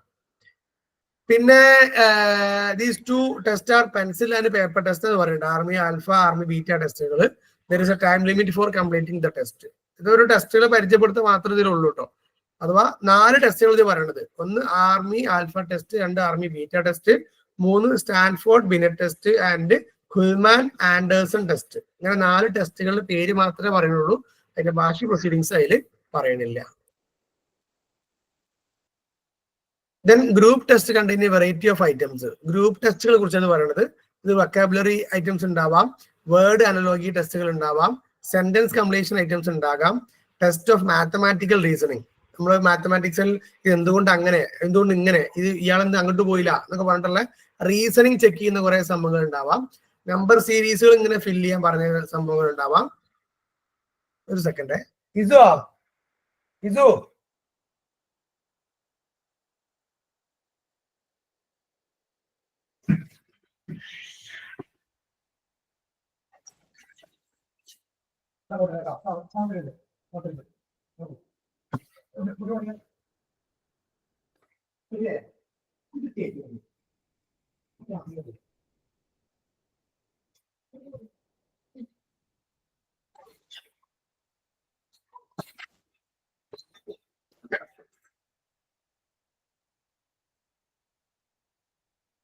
Sorry for the inconvenience. മക്കളെ അവിടെ ഭയങ്കര സൗണ്ട് ഉണ്ടാക്കുക, അപ്പൊ അത് പറയാൻ വേണ്ടി പോയതാണേ. സോ ഫോളോയിങ് ഡയറക്ഷൻസ് കൊടുത്തിട്ട് ഇങ്ങനെ ഫോളോ ചെയ്യാൻ പറയണേ, അഥവാ ഡയറക്ഷൻസ് കൊടുത്തിട്ട് അതനുസരിച്ച് ചെയ്യാൻ പറയുന്ന ടെസ്റ്റുകൾ. കേൾക്കണില്ലേ? വോയിസ് ക്ലിയർ അല്ലേ? ഓക്കെ. പിന്നെ ഡിസോർഡർ ആയിട്ട് പിക്ചേഴ്സ് കൊടുത്തിട്ട് അത് ഓർഡർ ചെയ്യുക, മെമ്മറി ഡിസൈന്, അങ്ങനെ ഇതിലിങ്ങനെ ഓരോ കുറെ പേരുകൾ പറയാൻ മാത്രമേ ഉള്ളൂ. Absurdities test, common sense, digit simple substitution test, paper and pencil mazes എന്നൊക്കെ പറഞ്ഞിട്ട് ഇതൊക്കെ ഓരോരോ ടെസ്റ്റുകളുടെ പേരാണ്. ഇതൊക്കെ എന്ത് ചെയ്യണം? ഗ്രൂപ്പ് ടെസ്റ്റുകളാണ്, ഗ്രൂപ്പായിട്ട് അവർ ചെയ്യേണ്ട ടെസ്റ്റുകളാണ്. അപ്പോൾ ഇതിൽ ഞാൻ പറഞ്ഞല്ലോ, ഈ പേരുകൾ മാത്രമേ അതിൽ ആഡ് ചെയ്തിട്ടുള്ളൂ. പിന്നെ ഓരോ ടെസ്റ്റിനെ കുറിച്ച് പഠിക്കാനും അല്ലെങ്കിൽ അതിന്റെ അഡ്മിനിസ്ട്രേഷൻ പഠിക്കാനും ഈ ചാപ്റ്ററിൽ ഇല്ല. ഇനി വരുന്ന ചാപ്റ്ററുകൾ ഉണ്ടോ എന്ന് അറിയില്ല, ഏതായാലും ഇവിടെ അതില്ല. ഇനി ഗ്രൂപ്പ് ടെസ്റ്റിന്റെ അഡ്വാൻറ്റേജ് ആണ്, many can be test today at the same time they are economical. That means കുറെ ആളുകൾക്ക് ഒരേ സമയത്ത് ചെയ്യാം. ഗ്രൂപ്പ് ടെസ്റ്റിന്റെ ഒരു വലിയ അഡ്വാൻറ്റേജ് അതാണ്. ഓരോരുത്തരൊക്കെ വിളിക്കാൻ നിൽക്കണ്ട, ഒരു കൂട്ടം ആളുകൾ എന്ത് ചെയ്യാം, നമുക്ക് വിളിച്ചിട്ട് അവരിങ്ങനെ ചെയ്യാൻ പറ്റുന്നതാണ് പറയണത്. അതുകൊണ്ട് തന്നെ അത് എക്കണോമിക്കലാണ്. ദാറ്റ് മീൻസ് നമുക്ക് സമയലാഭം, സാമ്പത്തിക ലാഭം അങ്ങനെയൊക്കെ വേണമെങ്കിൽ അതിൽ പറയാം. They permit shy and socially withdrawn subject to display their best in test situation. ഒറ്റക്കാണെങ്കിൽ ഒന്നും ഉണ്ടാൻ സാധ്യതയില്ല, ഒന്നും ചെയ്യാൻ സാധ്യതയില്ല. അത്തരം ആളുകൾ ഗ്രൂപ്പിലാവുമ്പോൾ എന്ത് ചെയ്യും, ആ കൂട്ടത്തിൽ അങ്ങോട്ട് ചെയ്തോളും. അതൊരു അഡ്വാൻറ്റേജ് ആണ്. Administration of group test is also comparatively easy. കുറച്ചുകൂടി ഈസി ആണെന്നാ പറയണേ. കാരണം ഇൻഡിവിജ്വൽ ടെസ്റ്റ് ആകുമ്പോൾ ഓരോരുത്തർ വരണം, ഓരോരുത്തർ വിളിക്കണം, ഓരോരുത്തർ കാര്യങ്ങൾ അന്വേഷിക്കണം, അല്ലെങ്കിൽ അവരെ കൊണ്ട് ചെയ്യിപ്പിക്കണം. ഗ്രൂപ്പ് ആകുമ്പോൾ നമുക്ക് ഒറ്റയ്ക്ക് നിർദ്ദേശം കൊടുത്തിട്ട് അങ്ങോട്ട് ചെയ്യിപ്പിക്കാം എന്നാണ്. ലിമിറ്റേഷൻസ് ആണ് not studying in depth intelligence of a person. നമുക്കറിയാം, ഒരു 10-50 ആളുകൾ ഇരിക്കുന്ന ഒരു കൂട്ടത്തിൽ നിന്ന് ഓരോരുത്തരുടെയും ഇന്റലിജൻസ് അളക്കാനൊക്കെ ബുദ്ധിമുട്ടാണ്. ഇതിങ്ങനെ കോമൺ ആയിട്ട് ജനറൽ ആയിട്ടുള്ള കുറച്ച് കാര്യങ്ങൾ അളക്കാൻ പറ്റുള്ളൂ എന്നുള്ളതാണ്. Then paper pencil group test open paper and pencil group test open create negative attitude towards examination in the children. ഈ ഗ്രൂപ്പ് ടെസ്റ്റ് സമയത്ത് പരസ്പരം നോക്കാനും അതല്ലെങ്കിൽ പരസ്പരം ഷെയർ ചെയ്യാനൊക്കെയുള്ള സാധ്യതകളുണ്ട്. അപ്പം അങ്ങനെ പേപ്പർ പെൻസിൽ എക്സാം നടത്തിയിട്ട് ഇവര് ഇതിങ്ങനെ നോക്കി വലിയ സ്ട്രിക്ട്നെസ് ഇല്ലാതെ നടത്തുമ്പോൾ അത് എന്നാൽ ഒരു പരീക്ഷനെ പോലെയാണല്ലോ ഈ ഒരു ടെസ്റ്റ് നടക്കുന്നത്. അത് പരീക്ഷന്റെ ഒരു സീരിയസ്നെസ് കുറക്കാൻ സാധ്യത ഉണ്ടെന്ന് പറയണേ. അപ്പം ആ ഒരു സീരിയസ്നെസ് പോകാതെ നോക്കണം എന്നുള്ളതാണ് നമുക്കുള്ള message. Then have the limit may bring pressure of time. അഥവാ ഒരുപാട് ലിമിറ്റേഷൻസ് ഉണ്ടാവാം, ടൈമിന്റെ പ്രഷർ ഉണ്ടാവാം. Children who have reading difficulties may have problem. കാരണം ചിലപ്പോൾ ഒരു പ്രൊജക്ടറിൽ ഇങ്ങനെ പ്രൊജക്ട് ചെയ്ത് കൊടുത്തിട്ട് അവരത് വായിച്ച് ഇങ്ങനെ ഗ്രൂപ്പായി ചെയ്യായിരിക്കും. അങ്ങനെയൊക്കെ ഉണ്ടെങ്കിൽ അവർക്ക് റീഡിങ് ഡിഫിക്കൽട്ടീസ് ഉള്ള കുട്ടികളുണ്ടെങ്കിൽ, ഇമ്പയർമെന്റ് ഉണ്ടെങ്കിൽ അത് അവരെ ബാധിച്ചേക്കാം. ഇതൊക്കെ ഇങ്ങനെ ഒരു ബൈ ചാൻസ് ആണ്. കുറച്ച് പിന്നെ ലിമിറ്റേഷൻസ് പറയണല്ലോ, അതിനു വേണ്ടി പറഞ്ഞതാണ്. ഈ ലിമിറ്റേഷൻസ് ഇത് മാത്രമല്ല കേട്ടോ, ഇനി ഇതിനപ്പുറത്തൊക്കെ നമുക്ക് പറയാൻ പറ്റും. ബുക്കിൽ പറഞ്ഞത് ഇത്രയേ ഉള്ളൂ എന്നുള്ളതുകൊണ്ടാണ്. അതേപോലെ അഡ്വാൻറ്റേജ് ആണെങ്കിലും 3 അഡ്വാൻറ്റേജ് മാത്രമേ ഉള്ളൂ എന്ന് പറയാൻ കഴിയില്ല. നമുക്ക് ഗൂഗിൾ ചെയ്താൽ കുറെ ഒരു 10-15 അഡ്വാൻറ്റേജ് ഒക്കെ നമുക്ക് കിട്ടും. സോ നിങ്ങൾക്ക് എന്ത് ചെയ്യാം, ഇതന്നെ പഠിക്കണം നിർബന്ധമൊന്നുമില്ല. ജസ്റ്റ് ഗൂഗിൾ ചെയ്തിട്ട് പഠിക്കാം, ജസ്റ്റ് ചാറ്റ് GPT ചോദിക്കുകയാണെങ്കിൽ ഇഷ്ടം പോലെ കിട്ടും. ആൻഡ് ഡിസഡ്വാൻറ്റേജ് അല്ലെങ്കിൽ ലിമിറ്റേഷൻസ് ഒക്കെ അങ്ങനെ തന്നെയാണ്. ദെൻ വെർബൽ ആൻഡ് പെർഫോമൻസ് ടെസ്റ്റിനെ ഒന്നുകൂടി പരിഗണിക്കുകയാണ്. Verbal test that means verbal or linguistic in nature ആണ്. അഥവാ വാക്കുകൾ കൊണ്ട് അവിടെ എന്ത് ചെയ്യാനുണ്ടാവും, പെർഫോം ചെയ്യാനുണ്ടാവും. Knowledge of language is necessary. ഭാഷ അറിയണം, ഭാഷ കൊണ്ട് നമുക്ക് പലതും എഴുതാനും പലതും പറയാനും ഉണ്ടാകും. അതിന്റെ ഡിസഡ്വാൻറ്റേജുകൾ, some may give wrong response. ഈ ഭാഷ എല്ലാവർക്കും ഒരേപോലെ പോയിക്കൊള്ളുന്നില്ല, അല്ലെങ്കിൽ ഒരേപോലെ വാക്കുകളിലൂടെ നമ്മുടെ ആശയങ്ങളെ എക്സ്പ്രസ് ചെയ്യാൻ എല്ലാവർക്കും പറ്റിക്കൊള്ളുന്നില്ല. And may have misunderstanding of language terms. ചില ടേംസ് നമുക്കറിയാം, മലയാളത്തിലോ ഇംഗ്ലീഷിലോ ഒക്കെ ആണെങ്കിൽ ചില ടേംസുകൾ ഉണ്ടാവാം. ആ ടേംസുകൾ എല്ലാവർക്കും ഒരുപോലെ മനസ്സിലാവണമെന്നില്ല. And limitation to apply all who don't know the language. ഭാഷ അറിയാത്തവർക്ക് ഈ ടെസ്റ്റ് ചെയ്യാനും പറ്റൂല. അപ്പം ലാംഗ്വേജ് വേണം, ലാംഗ്വേജിലൂടെയുള്ള കളികളാണ്. നോളജ് ലാംഗ്വേജിലൂടെ അവർക്ക് എക്സ്പ്രസ് ചെയ്യാൻ പറ്റണം. ഓക്കെ, അതൊന്നും പറ്റാത്ത ആളുകൾക്ക്, ഈ ലാംഗ്വേജ് അറിയാത്ത ആളുകൾക്ക്, ലാംഗ്വേജ് കുറവുള്ള ആളുകൾക്ക്, ടേംസ് അറിയാത്ത ആളുകൾക്കൊക്കെ ഇതൊരു ബുദ്ധിമുട്ടായി വരാം. പെർഫോമൻസ് ടെസ്റ്റ് ആണെങ്കിൽ subject has to do something. Subject എന്ത് ചെയ്യണം, എന്തെങ്കിലും പ്രവർത്തനങ്ങൾ ചെയ്യാനുണ്ടാവും. ശാരീരികമായോ കൈകൾ കൊണ്ടോ ഒക്കെ ആംഗ്യഭാഷയിലോ എന്തെങ്കിലുമൊക്കെ ചെയ്യാനുണ്ടാകും. So assessing the behaviour. അവര് ഓരോ പ്രവർത്തനം ചെയ്യുമ്പോൾ എങ്ങനെയാണ് അവരുടെ ബോഡി ലാംഗ്വേജ്, എന്തൊക്കെ അവർ ചെയ്യുന്ന ആ ഒരു ഫിസിക്കൽ ആക്ടിവിറ്റീസ് എന്നുള്ളതിനെ നമ്മൾ അസസ് ചെയ്തിട്ടാണ് അവരുടെ ഇന്റലിജൻസ് നമ്മൾ അളക്കുന്നത്. അതിന്റെ സ്പീഡ്, അതിന്റെ ഡെപ്ത്, അതിന്റെ പെർഫോമൻസ് സ്കെയില് അതൊക്കെ നോക്കിയിട്ടാണ് നമ്മൾ അളക്കുക. സോ പോപ്പുലർ പെർഫോമൻസ് ടെസ്റ്റുകൾ കൊടുത്തേക്കാണ്. Pintner and Paterson, Collins and Drever എന്നൊക്കെ പറഞ്ഞിട്ട് 1-2 പെർഫോമൻസ് ടെസ്റ്റുകൾ കൊടുത്തേക്കാണ്. ഇതിനെ കുറിച്ച് കൂടുതലായി ഞാൻ പഠിച്ചിട്ടില്ല. ഇത് ഇനി നമുക്കിതിൽ പെർഫോമൻസ് ടെസ്റ്റ് ചെയ്യാനുമില്ല. ഇനി ഏതെങ്കിലും മുന്നിൽ പോകുമ്പോൾ വരികയാണെങ്കിൽ ആ സമയത്ത് നോക്കാം. ദെൻ എപ്പോഴാണ് നമ്മളൊരു പെർഫോമൻസ് ടെസ്റ്റ് ചെയ്യേണ്ടത്? അല്ലെങ്കിൽ ഈ പെർഫോമൻസ് ടെസ്റ്റിൽ ഒരുപാട് ഇന്റലിജൻസ് അളക്കാനും കഴിയില്ല കേട്ടോ. ദാറ്റ് മീൻസ് വെർബൽ ടെസ്റ്റിന് അത്ര ഇതിൽ ഒരു റിസൾട്ട് കിട്ടണമെന്നില്ല. When verbal test could not be employed effectively, verbal പറ്റൂലെങ്കിൽ അഥവാ ഭാഷ അറിയില്ലെങ്കിൽ അല്ലെങ്കിൽ ലാംഗ്വേജ് കപ്പാസിറ്റി കുറവാണെങ്കിലാണ് പെർഫോമൻസ് ടെസ്റ്റ് ചൂസ് ചെയ്യേണ്ടത് എന്നുള്ളതാണ്. The subject is poor in language, ഭാഷയിൽ ഭയങ്കര പ്രശ്നമാണ്. ഇംഗ്ലീഷിലാണ് മെറ്റീരിയൽസ് ഒക്കെ ഉള്ളത്.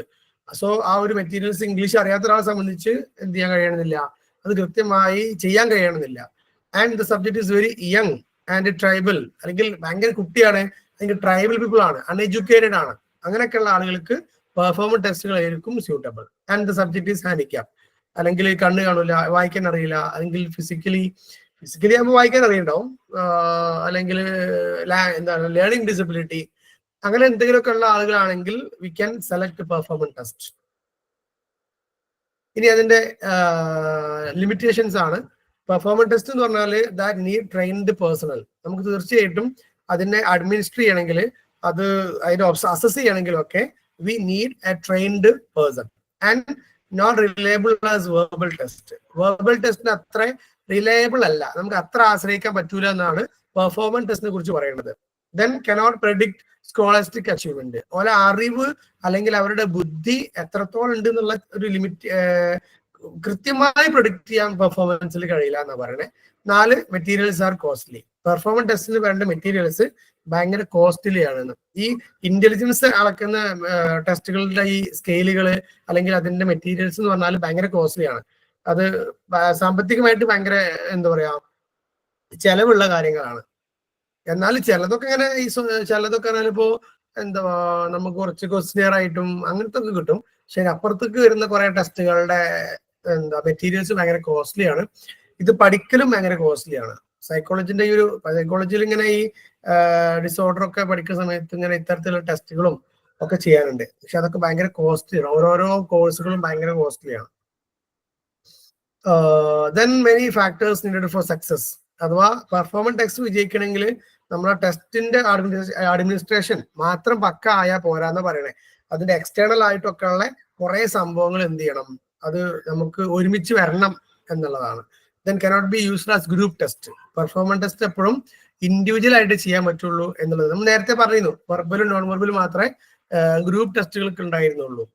Many materials used are similar to the toys. അതിന്റെ ഒരു ഡിസഡ്വാൻറ്റേജ് പറയണത്, നമ്മൾ ഇതിന് പെർഫോമൻസ് ടെസ്റ്റിന് ഉപയോഗിക്കുന്ന കുറെ മെറ്റീരിയൽസ് കുട്ടികളുടെ കളിപ്പാട്ടങ്ങളെ പോലെയാണെന്നാണ്. ദാറ്റ് മീൻസ് ലുക്ക് ലൈക്ക് കളിപ്പാട്ടങ്ങൾ അല്ലെങ്കിൽ ഒറിജിനൽ കളിപ്പാട്ടങ്ങൾ തന്നെയാണ്, അത് വെച്ചിട്ടാണ് പലതും ചെയ്യാനുള്ളത്. അതൊരു ഡിസഡ്വാൻറ്റേജ് പറഞ്ഞത് വെച്ചാല് ഇതൊക്കെ ഒരു കുട്ടിക്കളിയല്ലേ എന്ന് ചിലപ്പോ തോന്നിപ്പോവാനുള്ള സാധ്യത ഉണ്ട്. Then uses of intelligent test ആണ്. ഇതിലങ്ങനെ ഒരു കുറച്ച് തിയറികൾ കഴിഞ്ഞിട്ട് ഇനി നമ്മൾ നേരെ ക്രിയേറ്റിവിറ്റിയിലേക്ക് പോകും കേട്ടോ. ഇപ്പൊ ഇന്റലിജൻസിന്റെ ഏകദേശം അവസാന ഭാഗത്തൊക്കെയാണ് ഉള്ളത്. ഇന്റലിജന്റ് ടെസ്റ്റുകൾ എന്തിനു ഉപയോഗിക്കുന്നു? ഇതിൽ ആരെങ്കിലും ഇന്റലിജൻസ് ടെസ്റ്റ് ചെയ്ത ആരെങ്കിലും ഉണ്ടോ? അത് മീൻസ് നിങ്ങൾ ചെയ്ത ആരെങ്കിലും ഉണ്ടോ? സ്കൂളിൽ നിന്നോ, ചിലപ്പോൾ ഇന്റർനാഷണൽ സ്കൂളോ അല്ലെങ്കിൽ CBSE ചില സ്കൂളുകളൊക്കെ പേഴ്സണാലിറ്റി ടെസ്റ്റും ഇന്റലിജൻസ് ടെസ്റ്റും ഒക്കെ ചെയ്യാറുണ്ട്, IQ ടെസ്റ്റ് ചെയ്യാറുണ്ട്. ചെയ്ത ആരെങ്കിലും ഉണ്ടോ? IQ ടെസ്റ്റ് ചെയ്തിട്ടില്ല, പക്ഷെ സൈക്കോളജി ഡിപ്പാർട്ട്മെന്റിലൊക്കെ സബ്ജക്റ്റ് ആയിട്ട് പോവാറുണ്ട്, നോർമൽ ഇതിനൊക്കെ. അത് ഇങ്ങനെ ജസ്റ്റ് കുറച്ച് ക്വസ്റ്റ്യൻസ് ഒക്കെ ചോദിക്കല്ലേ ഉള്ളൂ. യെസ്. അല്ലാണ്ട് ആരും ചെയ്തിട്ടില്ല. പ്രീ സ്കൂളിൽ ചെറുതായിട്ട് ചെയ്യാറുണ്ട്. ഏത് ചെയ്യാറില്ലേ? അത് പിന്നെ അവരുടെ പ്രായത്തിന് പറ്റുന്ന രൂപത്തിലുള്ളത്, ഈ പസിലിങ് അങ്ങനത്തെ കാര്യങ്ങളൊക്കെ അതിൽ പെടുന്നതല്ലേ. എത്തൂലല്ലോ, എത്തോ?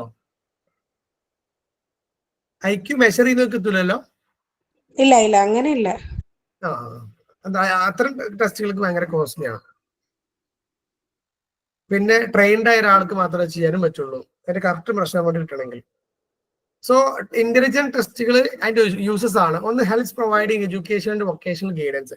ഒരാൾക്ക് എന്ത് ഇന്റലിജൻസ് എന്ന് കൃത്യമായി അറിയുകയാണെങ്കിലും പിന്നെ അവർക്ക് ഏത് ജോലി ചെയ്യാൻ പറ്റും, ഏത് പ്രൊഫഷനിൽ പോകണം, ഏത് കോഴ്സ് എടുത്ത് പഠിക്കണം എന്നുള്ള കാര്യങ്ങളൊക്കെ നമുക്ക് സജസ്റ്റ് ചെയ്യാം.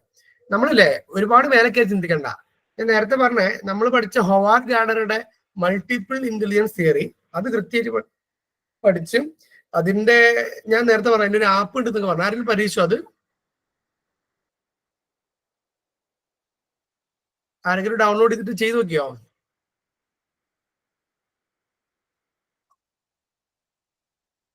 ഇല്ലെങ്കിൽ ഇല്ല പറയൂ, ഉണ്ടെങ്കിൽ ഉണ്ട് പറയൂ. ഇല്ല. ഇല്ല. അപ്പൊ അത് ചെയ്ത് നോക്കണം, നല്ലതാണ്. ജസ്റ്റ് ഒന്ന് ഗൂഗിൾ ഇന്ന് ക്ലാസ് ചെയ്യാൻ ചെയ്ത് നോക്കണേ. മൾട്ടിപ്പിൾ ഇന്റലിജൻസ് ടെസ്റ്റ് അത് അടിച്ചു നോക്കിയാൽ മതി. അപ്പം പിന്നെ ഗൂഗിൾ അടിച്ചാൽ മതി. അപ്പൊ അതിലൊരു ആപ്പ് ഡൗൺലോഡ് ചെയ്യാൻ പറയും. അത് ഡൗൺലോഡ് ചെയ്തിട്ട് ഒന്ന് ചെയ്ത് നോക്കണം. 120 ക്വസ്റ്റ്യനോ അത്ര കയ്യിലുള്ളത്. അത് നമുക്ക് യൂസ്ഫുൾ ആണെന്നാണ് എൻ്റെ ഞാൻ ഉപയോഗിച്ച ഒരു പേഴ്സണൽ വ്യൂല്. Okay. Then students get valuable information regarding level and quality of mental abilities of children. ഓരോ കുട്ടിക്കും അവന്റെ മെന്റൽ എബിലിറ്റി എന്താ, അവന്റെ ക്വാളിറ്റി, അവന്റെ മെന്റൽ ടൈപ്പ് എന്താ, അല്ലെങ്കിൽ അതിന്റെ ഒരു ക്വാളിറ്റി എന്താ എന്ന് മനസ്സിലാക്കാം. They help in classifying students into homogeneous group of ability and performance. Performance അടിസ്ഥാനമാക്കിയിട്ട് കുട്ടികളെ നമുക്ക് ക്ലാസിഫൈ ചെയ്യാം. അതനുസരിച്ച് ഗ്രൂപ്പ് ആക്കാം, അതനുസരിച്ച് അവർക്ക് ആക്ടിവിറ്റീസ് കൊടുക്കാം, അതനുസരിച്ച് അവർക്ക് ടാസ്കുകൾ കൊടുക്കാം. Then diagnosing the cause of backwardness. Backward ആരാന്ന് കണ്ടെത്താം, അതിന് കാരണം എന്താ കണ്ടെത്താം. Predicting future progress. ഫ്യൂച്ചറിൽ എന്തൊക്കെ മേഖലയ്ക്ക് പോകാൻ പറ്റൂല എന്നുള്ളതൊക്കെ നമുക്ക് ഈ ഒരു ഇന്റലിജൻസ് ടെസ്റ്റ് ചെയ്യുകയാണെങ്കിൽ കുറെയൊക്കെ മനസ്സിലാക്കാം. And selecting individual for help useful in selecting individual four selecting job, അഥവാ ഏത് ജോലി സെലക്ട് ചെയ്യാന്ന് വരെ ഈ ഒരു ഇന്റലിജൻസ് ടെസ്റ്റ് കൊണ്ട് മനസ്സിലാക്കാം എന്നാണ്. They are used in research in psychology and education. അപ്പൊ ഇങ്ങനെയുള്ള ഇന്റലിജൻസ് ടെസ്റ്റുകൾ സൈക്കോളജിയിലും എഡ്യൂക്കേഷനിലൊക്കെ ഒരുപാട് ഉപയോഗിക്കുന്നുണ്ട്, റിസർച്ച് മേഖലയിലൊക്കെ ഉപയോഗിക്കുന്നുണ്ട്. They are used in clinic and mental hospital in order to record the effectiveness of the treatment.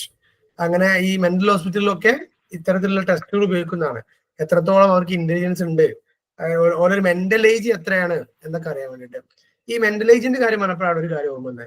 Mental age ഇപ്പൊ നമ്മൾ സാധാരണ പറയാറുണ്ട്, ഒരു 40 വയസ്സുള്ള ഒരാള് പിന്നെ എപ്പോഴും കുട്ടികളോട് കളിക്കാൻ പോണു, ഒരു ടൂർ പോണു, അങ്ങനെയൊക്കെ ആ ഒരു കുട്ടികൾ ചെയ്യുന്ന കാര്യങ്ങൾ ചെയ്യുകയാണെങ്കിൽ അദ്ദേഹത്തിന്റെ മെന്റൽ ഏജ് ക്രോണോളജിക്കൽ ഏജിനേക്കാൾ കൂടുതലായിരിക്കോ കുറവായിരിക്കോ? കുറവായിരിക്കും അല്ലെ? നമ്മൾ ഈ മോട്ടിവേഷൻ ക്ലാസ്സുകളൊക്കെ പറയുന്ന സാധനമാണ്, നിങ്ങളെ ക്രോണോളജിക്കൽ ഏജ് കടന്നു പോകുന്നത് നിങ്ങൾ പരിഗണിക്കരുത്, മെന്റൽ ഏജ് വല്ലാതെ കൂടാതെ നോക്കിയാൽ മതി, മെന്റൽ ഏജ് കുറഞ്ഞാൽ മതി എന്നാണ് മുതിർന്ന ആളുകൾക്ക് മോട്ടിവേഷൻ കൊടുക്കുമ്പോൾ പറയാം. കാരണം 30 വയസ്സായി എന്നുള്ളതുകൊണ്ട് ഞാൻ കളിക്കാൻ പറ്റൂല, ഞാൻ ടൂർ പോകാൻ പറ്റൂല, അങ്ങനെ ചിന്തിക്കരുത്. നമ്മൾ കുട്ടികളെ പോലെ തന്നെ ലൈഫ് എൻജോയ് ചെയ്യണം എന്ന് പറഞ്ഞു കൊടുക്കാറുണ്ട്. അതേപോലെ തന്നെ ചെറിയ മക്കൾ ഇപ്പൊ ഒരു അഡോളസൻസ് പീരീഡിലേക്ക് പോകുമ്പോൾ അവരടുത്ത് പറയും, നിങ്ങൾക്ക് 16 വയസ്സേ ഉള്ളൂ, 18 വയസ്സേ ഉള്ളൂ, പക്ഷെ നിങ്ങളൊരു 30-കാരന്റെ പക്വത കാണിക്കണം, അവരെ പോലെ ചിന്തിക്കണം എന്നൊക്കെ പറഞ്ഞിട്ട് മെന്റൽ ഏജ് അവിടെ ബൂസ്റ്റ് ചെയ്യാൻ നമ്മൾ ശ്രമിക്കാറുണ്ട്. അപ്പം ഇതുവരെ കണ്ടത് യൂസസ് ഓഫ് ഇന്റലിജൻസ് ടെസ്റ്റ് ആണെങ്കിൽ ഇനി അതിന്റെ ലിമിറ്റേഷൻ ആണ്. It is difficulty to say that intelligence test have 100% validity. 100% കൃത്യമാണ് എന്ന് ഒരു ടെസ്റ്റിനും പറയാൻ കഴിയില്ല എന്നാണ്. They measure only native mental capacity. Just ഒരു മെന്റൽ കപ്പാസിറ്റി അളക്കാതെ മാത്രമേ ഉള്ളൂ. കൃത്യമായിട്ട് ഇവൻ 100% പെർഫെക്റ്റ് ആണ്, 100% ഇങ്ങനെയാണ് അവന്റെ ഇന്റലിജൻസ് എന്ന് പറയാൻ കഴിയില്ല. Some factors may affect the result. ഓരോരുത്തരുടെയും സോഷ്യോ കൾച്ചറൽ ഡിഫറൻസസ് റിസൾട്ടിനെ അഫക്ട് ചെയ്യും. ലാക്ക് ഓഫ് ഇൻട്രസ്റ്റ് റിസൾട്ടിനെ അഫക്ട് ചെയ്യും. ടെസ്റ്റിന്റെ അൺറിയലബിലിറ്റി അഥവാ ടെസ്റ്റ് കൃത്യമായിട്ട് അത് റിലയബിൾ അല്ലെങ്കിൽ റിസൾട്ടിനെ അഫക്ട് ചെയ്യും. ചിലപ്പോൾ ഏജ്, ചിലപ്പോൾ സിറ്റുവേഷന്, ചിലപ്പോൾ ദിവസം, പല കാര്യങ്ങൾ എന്ത് ചെയ്യും ഈ ഒരു ഇന്റലിജന്റ് ടെസ്റ്റ് ചെയ്താൽ അതിന്റെ റിസൾട്ടിനെ അഫക്ട് ചെയ്യും. Then intelligent test are also culture specific.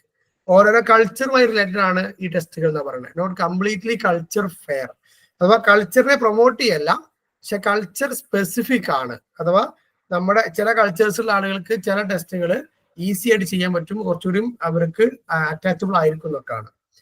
ഇന്നത്തെ test cannot use scales which have known 0 point. അഥവാ ഒരു 0 പോയിന്റ് സ്കെയില് ഈ ഒരു ഇന്റലിജൻസ് ടെസ്റ്റ് ഇല്ല എന്ന് പറയുന്നത്. എന്തായാലും ഒരു പോസിറ്റീവ് വാല്യൂ അവിടെ കിട്ടും. ആൻഡ് ഈക്വൽ ഇന്റർവെൽസ്, അഥവാ കൃത്യമായിട്ട് ഒരു ഇന്റർവെല്ലില് കൃത്യമായ ഒരു 0 പോയിന്റ് വെച്ച് 0 to ഇത്ര അല്ലെങ്കിൽ പിന്നെ കൃത്യമായ ഇന്റർവെല്ല് ഈ ഒരു ടെസ്റ്റ് അടക്കുക, അങ്ങനൊന്നുമില്ല. എന്ന് നമ്മൾ ടെസ്റ്റ് ചെയ്യുമ്പോൾ സമയത്ത് എത്ര ഉണ്ടോ അതനുസരിച്ചുള്ള ഒരു വാല്യൂ കൊടുക്കും, അത്രയൊക്കെ തന്നെ അതിലുള്ളൂ. therefore a person who doesn't answer if any correctly, അഥവാ ഒരാള് ഒരു ടെസ്റ്റ് നടത്തി 100 ചോദ്യങ്ങൾ കണ്ടു, ഒറ്റ ഉത്തരം പറഞ്ഞില്ലെങ്കിൽ it is not mean that totally lacking intelligence. ഇയാൾക്ക് 0 ഇന്റലിജൻസ് ആണെന്ന് ഒരിക്കലും പറയാൻ കഴിയില്ല. നമ്മുടെ അടുത്ത് ഒരു 100 ചോദ്യങ്ങൾ ചോദിക്കുകയാണ്, നമുക്ക് 100 ആൻസർ കൃത്യമായ ആൻസർ പറയാൻ കഴിഞ്ഞില്ല, അത് കരുതിയിട്ട് ഒരാൾക്ക് 0 ഇന്റലിജൻസ് എന്ന് ഒരിക്കലും പറയാൻ കഴിയില്ല. ഓക്കെ, അപ്പം ഇന്റലിജൻസ് ടെസ്റ്റുകൾക്ക് ലിമിറ്റേഷൻസ് ഉണ്ടെന്ന് മനസ്സിലാക്കാം. Then measured IQs are affected by testing climate, familiarity of the individual with the test item, emotional interference, etc. ഒരാൾ ഇമോഷണലി ഭയങ്കര വീക്കാ, ആ സമയത്ത് ടെസ്റ്റ് ചെയ്തെങ്കിൽ ചിലപ്പോൾ ലോ റിസൾട്ട് ഉണ്ടാവുള്ളൂ. അല്ലെങ്കിൽ ഇതിലുള്ള സ്കെയിലൊക്കെ അദ്ദേഹത്തിന് തീരെ പരിചയമില്ല, ക്വസ്റ്റ്യൻസുമായിട്ടൊരു ബന്ധമില്ല, മാർക്ക് കുറഞ്ഞേക്കാം, അല്ലെങ്കിൽ ഇന്റലിജൻസ് കുറവാണെന്ന് നമുക്ക് തോന്നിയേക്കാം. ഇതിലൊരു ചെറിയ ടേമാണ് ഈ കൾച്ചർ ഫെയർ ടെസ്റ്റ് പറഞ്ഞത്. Most of the intelligent test are culture specific. നേരത്തെ പറഞ്ഞു കൾച്ചർ റിലേറ്റഡ് ആണ് ഇന്റലിജന്റ് ടെസ്റ്റ് എന്ന് പറയുന്നത്. പക്ഷെ അത് ഏതെങ്കിലും പർട്ടിക്കുലർ കൾച്ചറിനോട് സാമ്യത പുലർത്തുന്നതല്ല. നമ്മൾ ചിലതൊക്കെ ബ്രിട്ടീഷുകാർ അല്ലെങ്കിൽ അമേരിക്കയിൽ നിന്ന് ഇംഗ്ലീഷേഴ്സ് ഉണ്ടാക്കിയ സ്കെയില് അല്ലെങ്കിൽ അവരുടെ പിന്നെ പലതും നമ്മൾ ഇങ്ങോട്ട് കൺവേർട്ട് ചെയ്യാറുണ്ട്. ഇപ്പം നമ്മൾ പിക്ചർ ഐഡന്റിഫിക്കേഷനിലൊക്കെ അവർ കൊടുക്കുന്ന പിക്ചേഴ്സ് അവരുടെ കൾച്ചർ റിലേറ്റഡ് ആയിരിക്കും. അഥവാ അവരൊരു അഡൽട്ട്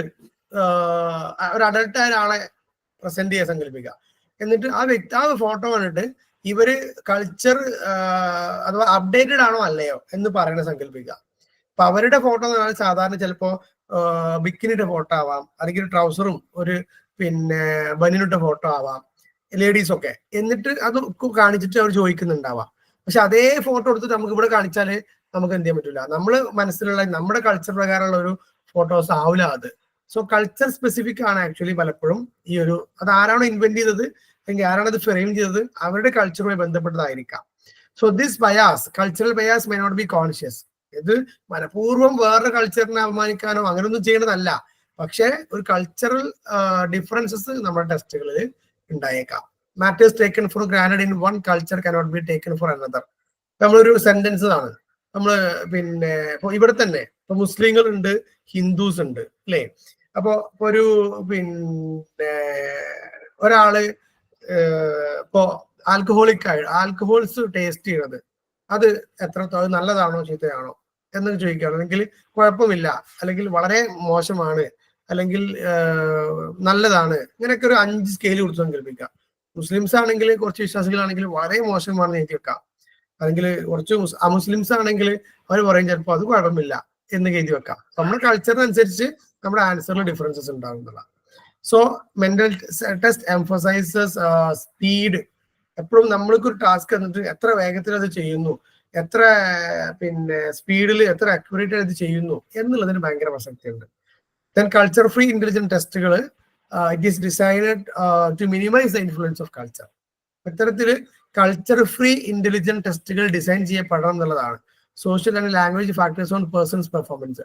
അതുപോലെ തന്നെ സോഷ്യലി ആൻഡ് ഇത്തരത്തിലുള്ള ഇൻഫ്ലുവൻസുകളൊന്നും ഇല്ലാത്ത ഇന്റലിജന്റ് ടെസ്റ്റുകൾ നമുക്ക് ആവശ്യമാണ് എന്നും പറയുന്നു. അതോടുകൂടി ഇന്റലിജൻസിന്റെ ഒരു ഭാഗം അവിടെ നമ്മൾ അവസാനിപ്പിക്കുകയാണ്. ഇത് നേരെ ക്രിയേറ്റിവിറ്റിയിലേക്കാണ് പോകുന്നത്. ഒരു 4-5 പോയിന്റ്സ് ആണ്, അല്ലെങ്കിൽ 4-5 മേഖലകളാണ് ക്രിയേറ്റിവിറ്റിയെ കുറിച്ച് പറയാനുള്ളത്. അപ്പൊ ഇന്റലിജൻസിന്റെ ഒരു ഭാഗം അവിടെ കഴിഞ്ഞു. ഇന്റലിജൻസ് ആൻഡ് ക്രിയേറ്റിവിറ്റി എന്നുള്ളതാണ് നമ്മുടെ യൂണിറ്റിന്റെ പേര്. സോ നമ്മൾ ക്രിയേറ്റിവിറ്റിയിലേക്ക് പോവാണ്. എല്ലാവരും എന്റെ വോയിസ് ക്ലിയർ ആയി കേൾക്കുന്നുണ്ടല്ലോ അല്ലേ? ഓക്കെ. ഇപ്പൊ നമ്മുടെ വോയിസ് കേൾക്കുന്ന ആളുകളില് ഞാൻ തീരെ ക്രിയേറ്റീവ് അല്ല, അല്ലെങ്കിൽ എനിക്ക് തീരെ ക്രിയേറ്റിവിറ്റി ഇല്ല എന്ന് ചിന്തിക്കുന്ന ആരെങ്കിലും ഉണ്ടോ? ആരുമില്ല. ഞാൻ ഭയങ്കര ക്രിയേറ്റീവ് ആണ്, ഞാൻ അത്രയും ക്രിയേറ്റീവ് ആണെന്ന് ചിന്തിക്കുന്നവരുണ്ടോ? ഉണ്ട് സർ. അതാരാണ്? വർഷിത കുറച്ച് ക്രിയേറ്റിവിറ്റി കൂടുതലാ. അൻഷിത, അർഷിതേ? ഫർഷിത. ഫർഷിത. എന്ത് ക്രിയേറ്റീവ് ഫർഷിത കൂടുതല്? എല്ലാ കാര്യത്തിലും ക്രിയേറ്റിവിറ്റിയാ? അങ്ങനെയല്ല, ഇങ്ങനെ ഓരോ സാധനങ്ങളിൽ നിന്ന്, പഴയ സാധനങ്ങളിൽ നിന്ന് പുതിയ സാധനങ്ങൾ ഉണ്ടാക്കാന്, അതുപോലെ കുറച്ച് ആർട്ടിസ്റ്റ് ആണ്. അത് കേട്ടില്ല. ആർട്ടിസ്റ്റ് ആണ് ഞാൻ. ആർട്ടിസ്റ്റ് ആണ്. ഓക്കെ. അതെ അതെ. അഥവാ പിന്നെ എന്തായാലും വ്യത്യസ്തമായി ചിന്തിക്കും അല്ലെ? അതെ അതെ. ഓക്കെ. ഞാനൊരു സാധനം കണ്ടാല് അത് അതിന്റെ പോയിന്റ് ഓഫ് വ്യൂ ഞാൻ കാണുന്ന രീതി വേറെയാ. Very good. ഇനിയിപ്പോ എന്നെ എങ്ങനെ കാണണേ?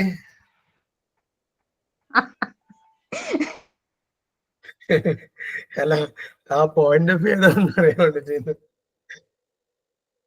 Anyway, അപ്പൊ ഇടയ്ക്കൊരു തൂക്ക് കിട്ടുമ്പോ സാറിന് തിരിയുന്നില്ലേ?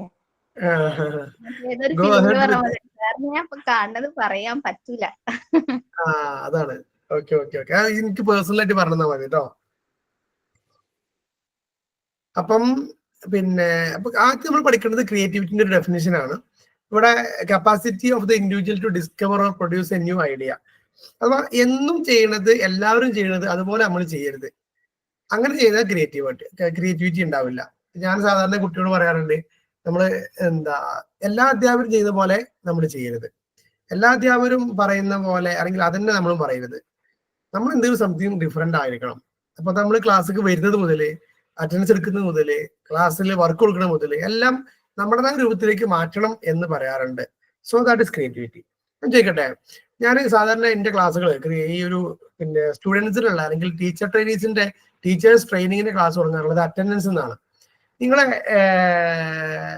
ലൈഫിൽ ഇപ്പൊ ഈ ഒരു ഡിഗ്രി വരെ പഠിച്ച അല്ലെങ്കിൽ PG വരെ പഠിച്ചിട്ട് ഡിഫറെന്റ് ആയിട്ട് അറ്റൻഡൻസ് എടുത്ത ഏതെങ്കിലും അധ്യാപകർ ഓർക്കുന്നുണ്ടോ? എന്റെ 6th ഹിന്ദിയിലെ അറ്റൻഡൻസ് എടുക്കല്. അതുകൊണ്ട് എനിക്ക് 26 വരെ നമ്പർ അറിയാം. ഇത് ഇപ്പൊ അറിയാം. ഓക്കെ, അറിയാം. ഹിന്ദി ടീച്ചറാണോ? ഹിന്ദിന്റെ സാറായിരുന്നു, ക്ലാസ് ടീച്ചർ ആയിരുന്നു. Okay okay. വേറെ ആരെങ്കിലും അറിയോ? വേറെ എന്തെങ്കിലും? എല്ലാവരും അങ്ങനെ അറ്റൻഡൻസ് എടുക്കല് നമ്മൾ സാധാരണ നമ്പർ കൊടുക്കും അല്ലെ, അല്ലെങ്കിൽ പ്രസന്റ് സർ, ഹാജർ സർ അങ്ങനെയൊക്കെ പറയും. നമ്മൾ തന്നെ പറയാ. അതല്ല, നമ്മൾ അങ്ങനെയുള്ള അതിന്റെ ഒരു കോമൺ രീതി പറയണത്.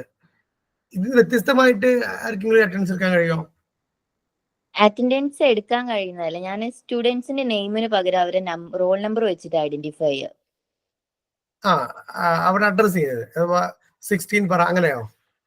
യെസ്. പേരറിയില്ല, അവരെ കാണുമ്പോ നമ്പറാ വിളിക്കുക. Okay okay okay. ശരിക്ക് ബൈ നെയിം അഡ്രസ് ചെയ്യണം എന്നാണ് നമ്മളെ അക്കോർഡിംഗ് ടു സൈക്കോളജി. റാപ്പ് ബിൽഡിങ്ങിന്റെ ഭാഗമാണ് പേര് വിളിക്കുക എന്ന് പറയുന്നത് കേട്ടോ. ഒരു വെറൈറ്റിക്ക് വേണ്ടി ചെയ്യാം, പക്ഷെ ഓൾവേസ് അത് കീപ്പ് ചെയ്തെന്നാ പറയാ. പേര് പടിയില്ല നമുക്ക്, വെറൈറ്റി ആണ്. എന്നാൽ അത് ഈസി ആയിട്ട് നമുക്ക് മനസ്സിൽ പതിയുന്നതാണ്. നമ്മൾ അങ്ങനെ ലേൺ ചെയ്യാൻ. അവരുടെ പേരറിയോ? നമ്മുടെ ക്ലാസ്സിലെ കുട്ടികളുടെ പേരാണ്. ചിലത് നമുക്ക് എപ്പോഴും ആ റോൾ നമ്പർ നമുക്ക് ഭയങ്കര ഞാൻ പഠിക്കുമ്പോഴും എന്റെ ടീച്ചേഴ്സും നമ്മൾ അങ്ങനെ റോൾ നമ്പർ വെച്ചിട്ട് ഐഡന്റിഫൈ ചെയ്യാറുണ്ട്. അതങ്ങനെ മത്തം കുത്തിയ കുമ്പളം മുളക്കൂല. ഓക്കെ. അല്ല, അതൊരു പുതിയ അറിവാണ് കേട്ടോ. വെറും റോൾ നമ്മൾ സ്ഥലം വെച്ചൊക്കെ ചെയ്യാറുണ്ട്. എടാ പിന്നെ കണ്ണൂരുകാരാ എന്നൊക്കെ പറഞ്ഞിട്ട് ഞാൻ ഇവിടെ തന്നെ ഞാൻ പറയാറുണ്ട്, കണ്ണൂരിലോ കോഴിക്കോടുള്ളോ അങ്ങനെ അഡ്രസ് ചെയ്യാം. പക്ഷെ നമ്പർ വെച്ചിട്ട് എൽഡർ സിബ്ലിങ്സിന്റെ പേരാ വിളിക്കുക പറഞ്ഞ. ഓക്കെ, അതൊക്കെ ഉണ്ടാവാറുണ്ട്. അപ്പൊ അറ്റൻഡൻസിലേ ഇപ്പൊ ഞാൻ കുട്ടികൾക്ക് ഈ സൈൻ ലാംഗ്വേജ് പഠിച്ചു വെക്കുന്നത്. ഒന്ന്, നിങ്ങൾക്കിന്റെ കൈ കാണുന്നില്ലേ? കൈ കാണുന്നുണ്ടോ വിരല്? 2, 3, 4 ഇങ്ങനെ കഴിഞ്ഞിട്ട് 5 വരെ ഇങ്ങനെ പോവാം. 6, 7, 8, 9, 10 എന്നൊക്കെ പറഞ്ഞിട്ട് ഓരോ ഇത് കാണിച്ചു കൊടുക്കും. അങ്ങനെ പറയിപ്പിക്കാറുണ്ട്. അതുപോലെ തന്നെ നമ്മൾ മലയാളത്തില് പിന്നെ നമ്പർ തിരിച്ചിടൂലേ വാക്കുകള്. ഇപ്പൊ 1 ആണെങ്കിൽ ഇന്ന് ഓ, ഉണ്ട് രാ, ഇന്ന് മൂ, നാ എന്ന് പറഞ്ഞിട്ട് അങ്ങനെ പറയിപ്പിക്കാറുണ്ട്.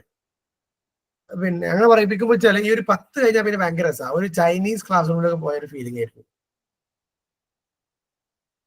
അതുപോലെ പിന്നെ ഞാൻ പറയും, ഞാൻ പേര് വിളിക്കാം, I should feel you are there. എനിക്ക് ഫീൽ ചെയ്യണം നിങ്ങൾ അവിടെ ഉണ്ട് എന്ന്. പക്ഷെ that should be A variety thing. നിങ്ങൾ എന്നെ അറിയിക്കേണ്ടത് വളരെ വ്യത്യസ്തമായിട്ടാണ് എന്നൊക്കെ പറഞ്ഞിട്ട് പറയും. അപ്പൊ ചില ആളുകൾ നീച്ചിട്ട് കൈയടിക്കും, ചില ആളുകൾ വിസിലടിക്കും, ചില ആളുകൾ കാക്ക പറക്കും, ചിലപ്പോൾ പൂച്ച കരയും. ഇങ്ങനെ വെറൈറ്റി കുറെ സാധനങ്ങളൊക്കെ കിട്ടും. ഇതൊക്കെ ചെറിയ കുട്ടികളുടെ അടുത്തല്ലേ പറ്റൂ? ആർക്കും പറ്റും ഫാത്തിമ. ഞാൻ ഇപ്പൊ എന്നെ വിളിച്ചിട്ട് ഞാൻ ഇവിടെ നടത്താൻ നിങ്ങൾ ചെയ്യൂലേ?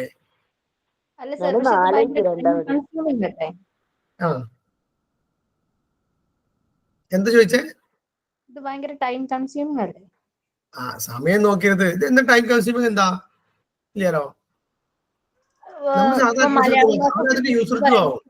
ശേഷമുള്ള വാക്കുകളൊക്കെ ഭയങ്കരമായിട്ട് ചിന്തിക്കണ്ടേ? ഒരാൾക്ക് ഒന്ന് അതിനൊന്നൊക്കെ മാത്രം ചിന്തിച്ചാ പോരെ? എന്നാലും അങ്ങനെയല്ല, ഒരു 10, 20, 30 കുട്ടികള് ഇങ്ങനെ പറയുമ്പോക്കത്തിന് കുറെ ടൈം പോവില്ലേ? ഇല്ല, പോവില്ല. പിന്നെ എന്താ നമ്പർ അഥവാ ഒറ്റസംഖ്യകളൊക്കെ ഇംഗ്ലീഷിൽ പറയണം, ഇരട്ടസംഖ്യകളൊക്കെ മലയാളത്തിൽ പറയണം, അങ്ങനെ പറയാം. അല്ലെങ്കിൽ അതുപോലെ തന്നെ 1 to 10 ഇത്ര. പിന്നെ അവരുടെ ഇതിന്റെ കൂടെ പേരിന്റെ കൂടെ അവരുടെ ഒരു ക്വാളിറ്റി കൂട്ടി പറയാൻ പറയും. അഥവാ സൗമിന നസീഫ്, അലമ്പായ ഫാത്തിമ, അങ്ങനെയൊക്കെ പറയാം. അപ്പം പിന്നെ അവർക്ക് അതൊരു ഇത് കിട്ടും. അവരുടെ ഇഷ്ടപ്പെട്ട മൃഗത്തിന്റെ പേര് കൂട്ടി പറയാ, ഇഷ്ടപ്പെട്ട കിളികളുടെ പേര് കൂട്ടി, അങ്ങനൊക്കെ. ഏതോ നമ്മള് ട്രെയിനിങ് കൊടുക്കുന്നത് കൂടുതൽ LP UP ആയതുകൊണ്ട് ഈ ലെവലിലേക്കാണ് പോവാട്ടോ. അത് അവിടെ പറ്റും. എന്നെ പോലുള്ള ആൾക്കാരുടെ അടുത്ത് ഇതൊന്നും ചെലവാവില്ല. അല്ല, ഇന്ത്യയിലേക്കുണ്ടായ ഫാത്തിമാരുടെ അടുത്ത് ഒന്നും നടക്കൂല സാറേ. അതാണ് അലമ്പായ ഫാത്തിമ എന്നേ പറഞ്ഞതേ.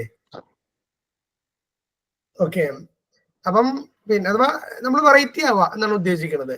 So rearranging the old ideas, പഴയത് അങ്ങനെ തന്നെ ഫോളോ ചെയ്യാതെ ഒരു മാറ്റം വരുത്തിയാൽ എന്തായി? ക്രിയേറ്റിവിറ്റി ആയി. ദെൻ ഓസ്ബലിന്റെ ഒരു ഡെഫിനിഷൻ ഉണ്ട്: A rare capacity four developing insight, sensitivity and appreciation in A circumscribed content area of intellectual or artistic activities. A rare capacity four developing insight ആണ്. നമ്മുടെ ഉള്ളിലുള്ള ഒരു ഇൻസൈറ്റിനെ റെയർ ആയിട്ട് വികസിപ്പിക്കാനുള്ള ഒരു കഴിവ് എന്നൊക്കെയാണ് അദ്ദേഹം അതിനെ പറഞ്ഞത്. Sensitivity and appreciation in A circumscribed content area. അപ്പൊ നമ്മൾ പറയപ്പെട്ട ഒരു സിറ്റുവേഷൻ, അല്ലെങ്കിൽ നമ്മൾ അപ്രീഷിയേറ്റ് ചെയ്യപ്പെടുന്ന, അല്ലെങ്കിൽ നമ്മൾ എല്ലാവരും നോട്ട് ചെയ്യുന്ന ഒരു സിറ്റുവേഷനെ വളരെ വെറൈറ്റി ആയിട്ട് അവതരിപ്പിക്കാം. ഓക്കെ, അതിനുള്ള ഒരു ഇന്റലക്ച്വൽ ഒരു ആർട്ടിസ്റ്റിക് ആക്ടിവിറ്റി ആണ് ഈ ഒരു ക്രിയേറ്റിവിറ്റി എന്ന് ഓസ്പെൽ പറയുന്നത്. Then according to Torrance 2 stages involved. ക്രിയേറ്റിവിറ്റിക്ക് 2 സ്റ്റേജ് എന്ന് പറയണേ. ഒന്ന് to shake and throw things together and to discriminate from variety of different possibilities. ഇത് നമുക്ക് അങ്ങനെ ഒരു കണക്റ്റീവ് 2 പോയിന്റ് എനിക്ക് തോന്നിയിട്ടില്ല. ഒന്ന് to shake and throw things together എന്നാ പറഞ്ഞത്. 2 വസ്തുക്കൾ ഒരേ സമയത്ത് ഷേക്ക് ചെയ്യാനും ത്രോ ചെയ്യാനും പറ്റുക പറയണം. And to discriminate from a variety of different possibilities. അതേപോലെ തന്നെ കുറെ ഡിഫറെന്റ് പോസിബിലിറ്റീസ് ഡിഫറൻഷിയേറ്റ് ചെയ്ത് കൊണ്ടുവരിക. അത് ഒരേ സമയത്ത് 2 കാര്യങ്ങൾ ചെയ്യാന്നൊക്കെ ഉദ്ദേശിക്കുന്നുണ്ടാവുക. Then to synthesize and bring together elements in a new and original ways. ഒന്നൊരു പുതിയ മാർഗത്തിലും ഒന്ന് പഴയ മാർഗത്തിലും 2 രൂപത്തിൽ ഒരേ വസ്തുക്കളെ നമുക്ക് ഡീൽ ചെയ്യാം. അങ്ങനെ അവ 2 വസ്തുതകൾ 2 കാര്യങ്ങൾ ഒരേപോലെ ചെയ്യാം. 2 വസ്തുതകൾ വ്യത്യസ്തമായിട്ട് 2 കാര്യങ്ങൾ ചെയ്യാം. ഇങ്ങനെയൊക്കെയാണ് അതിൽ ടൊറൻസിന്റെ ഒരു ഡെഫിനിഷൻ കണ്ടത്. അത്ര കണക്റ്റീവായിട്ട് ആ ഒരു ഇത് തോന്നിയില്ല. ഇനി നമ്മൾ നേരെ നാച്ചുറൽ അല്ലെങ്കിൽ ക്യാരക്ടറിസ്റ്റിക്സ് ഓഫ് ക്രിയേറ്റിവിറ്റി. ഒന്ന്, the end product should be tangible. That means real ആയിരിക്കണം, കോൺക്രീറ്റ് ആയിരിക്കണം, പെർസെപ്റ്റീവ് ആയിരിക്കണം. അഥവാ നമുക്ക് ക്രിയേറ്റിവിറ്റി ഉള്ള ഒരാളെ സംബന്ധിച്ച് ലാസ്റ്റ് പ്രൊഡക്റ്റ് എന്ന് പറഞ്ഞാൽ എല്ലാവർക്കും മനസ്സിലാവുന്നതാണ്. മനസ്സിലാവാൻ മീൻസ് അത് നമുക്ക് റിയലിസ്റ്റിക് ആവണം. 2, everyone possess creative powers to some degree. എല്ലാവർക്കും എന്തുണ്ട്? ക്രിയേറ്റിവിറ്റിന്റെ ചെറിയ അംശങ്ങളും ഉണ്ട്. 3, these are natural environment shall be nourished by training or education. പ്രകൃതിപരമായിട്ട് എല്ലാവർക്കും ക്രിയേറ്റിവിറ്റി ഉണ്ട്. നമ്മളത് നർച്ചർ ചെയ്യണം, അത് വളർത്തണം, നട്ട് വളർത്തണം, എങ്കിൽ അത് കൂട്ടിക്കൊണ്ടുവരാം എന്നാണ്. Any creative expression is A source of satisfaction and enjoy. അഥവാ എല്ലാ ക്രിയേറ്റീവ് എക്സ്പ്രഷൻസും ക്രിയേറ്റീവ് വർക്കുകളും നമ്മുടെ സാറ്റിസ്ഫാക്ഷന്റെ ഭാഗമാണ്, എൻജോയ്മെന്റിന്റെ ഭാഗമാണ്. അങ്ങനെ ചെയ്യുമ്പോൾ നമുക്ക് ഒരുപാട് സന്തോഷവും സമാധാനവും ശാന്തിയും കിട്ടാനുള്ള സാധ്യത ഉണ്ട്. ദെൻ എല്ലാ ക്രിയേറ്റീവ് വർക്കിന് വേണ്ടിയും ഒരു ഈഗോ ഉണ്ടാവും എന്ന് പറയുന്നത്. ഈഗോ ഇൻവോൾവ്മെന്റ് ഉണ്ടാവും. അഥവാ it's my idea, it's my product എന്ന് അവരിങ്ങനെ പറഞ്ഞുകൊണ്ട് കൊടുക്കത്രേ. കുറച്ച് ഇത് അങ്ങനെ ഉണ്ടോ? നമ്മളൊരു വസ്തുത ഉണ്ടാക്കിയിട്ട് ആരെങ്കിലും വരുമ്പോ ഇത് ഞാൻ ഉണ്ടാക്കിയതാ എന്നിങ്ങനെ പറയോ?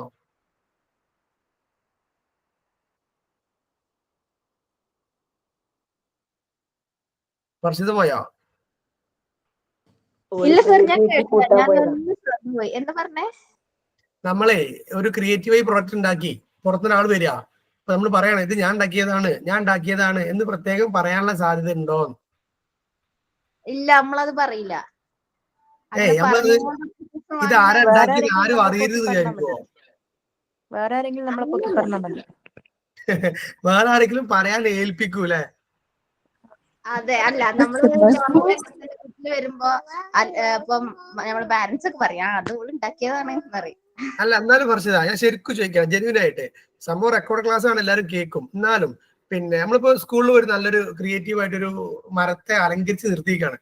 അപ്പം നാളെ കുട്ടികളും ടീച്ചേഴ്സൊക്കെ വരുന്നുണ്ട്, നമ്മൾ അപ്പുറത്ത് നിൽക്കുന്നുണ്ട്. അപ്പൊ ഇത് ആരുണ്ടാക്കിയതൊക്കെ ചോദിക്കുമ്പോ ഞാൻ ഉണ്ടാക്കിയതാണ്, എന്റെ പേര് പറയണം എന്ന് ഉള്ളിൽ ആഗ്രഹിക്കൂലേ എന്നാണ് ചോദ്യം. അതിപ്പോ തീർച്ചയായിട്ടും നമുക്ക് അങ്ങനെ ഒരു ആഗ്രഹം ഉണ്ടാവില്ലേ? അത്രേ ഉള്ളൂ. അതൊന്നുമില്ല, അത് എല്ലാവർക്കും ഉണ്ടാവും. നമ്മൾ എന്ത് വർക്ക് ചെയ്താലും അംഗീകരിക്കപ്പെടണം എന്ന് എല്ലാവർക്കും ആഗ്രഹം ഉണ്ടാവേ. അതിനു വേണ്ടിട്ട് നമ്മൾ ഉണ്ടാക്കണേ. അതാണ്. Okay, it involve divergent thinking. ആ ടേം ഓർത്ത് ചോട്ടോ, divergent thinking, freedom for multiplicity, choices and lines of actions. അഥവാ ഒരുപാട് മൾട്ടിപ്ലിസിറ്റികൾ സാധ്യതകളുണ്ട്, ചോയ്സസ് ഉണ്ടാവാം, ഒരുപാട് lines of actions, series of actions ഒക്കെ അവിടെ ഉണ്ടാവാം. ഡൈവേർജന്റ് തിങ്കിങ് എന്നുള്ള പോയിന്റ് മറക്കണ്ട. It covers all aspects of human accomplishment. അഥവാ മനുഷ്യന്റെ എല്ലാ മെന്റൽ പ്രോസസ്സിന്റെയും ഒക്കെ ഒരു ഭാഗമായിട്ട് നമുക്ക് ക്രിയേറ്റിവിറ്റിയെ കാണാം. അതിന്റെ ഭാഗമാണ് the important components of creativity are identified by JP Guilford and Torrance. ഗുൽഫോർഡും ടോറൻസ് പറഞ്ഞു വെച്ച കുറെ 8ഓളം കോമ്പണൻസ് ഓഫ് ക്രിയേറ്റിവിറ്റി. ഒന്ന് ideational fluency, 2 originality, flexibility, divergent thinking, persistence, self confidence, sensitiveness, ability to see relationship and make association. അഥവാ ideational fluency ആണ് ഒന്ന് പറഞ്ഞത്, അതുപോലെ ഒരു ഫ്ലുവൻസി. അതുപോലെ ഒറിജിനാലിറ്റി, കണ്ട ഒറിജിനൽ ആണെന്ന് തോന്നും. ഫ്ലെക്സിബിലിറ്റി, അഥവാ എവിടേക്ക് വേണമെങ്കിലും ഫ്ലെക്സിബിൾ ആവുക. ആൻഡ് ഡൈവേർജന്റ് തിങ്കിങ്, ഞാൻ നേരത്തെ പറഞ്ഞു ഡൈവേർജന്റ് തിങ്കിങ് നോക്കണമെന്ന്, ഇവിടെ വീണ്ടും പറഞ്ഞു, ഇനിയും പറയും. റൈറ്റ്. പിന്നെ പെർസിസ്റ്റന്റ് ആവണം, അത് കണ്ടിന്യൂസ് ആവുക, അല്ലെങ്കിൽ സ്ഥിരത ഉണ്ടാവുക. സെൽഫ് കോൺഫിഡൻസ് അതിന്റെ ഭയങ്കരമായ ഇമ്പോർട്ടൻസ് ഉള്ള ഒന്നാണ് അത്ര. പിന്നെ സെൻസിറ്റീവ് ആവുക, അതുപോലെ തന്നെ റിലേഷൻസ് കാണാൻ പറ്റുക, പരസ്പരമുള്ള ബന്ധങ്ങൾ കാണാൻ പറ്റുക. ഇങ്ങനെയുള്ള കുറച്ച് കോമ്പണൻസ് ഓഫ് ക്രിയേറ്റിവിറ്റി എന്നുള്ള സംഭവം പറയുന്നുണ്ട്.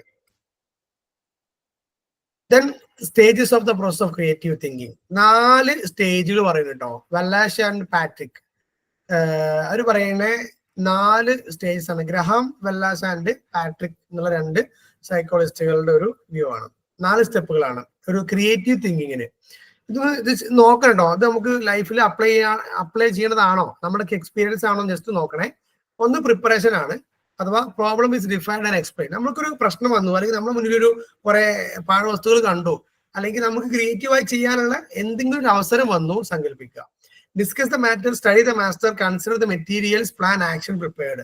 അതിനുവേണ്ടി നമ്മളൊരു പ്ലാനും ഒരു ആക്ഷൻസും ഉണ്ടാക്കുക എന്നുള്ളതാണ്. അത് ഒരു ക്രിയേറ്റീവ് വർക്കിന് വേണ്ടി നമ്മൾ പ്രിപ്പയർഡ് ആവുക എന്നുള്ളതാണ് ഒന്നാമത്തെ. അതിനുവേണ്ടി നമ്മൾ പ്രോസസ് ചെയ്തിട്ടുണ്ടാവും, മെറ്റീരിയൽസ് കളക്ട് ചെയ്തിട്ടുണ്ടാവും, അതിന് വേണ്ടിയിട്ട് ഒരുപാട് ഡിസ്കഷൻ നടത്തിയിട്ടുണ്ടാവും, ചിന്തിച്ചിട്ടുണ്ടാകും, അത് പ്ലാൻ ചെയ്തിട്ടുണ്ടാവും. അതൊക്കെ ഒന്നാമത്തെ സ്റ്റെപ്പാണ് പ്രിപ്പറേഷൻ.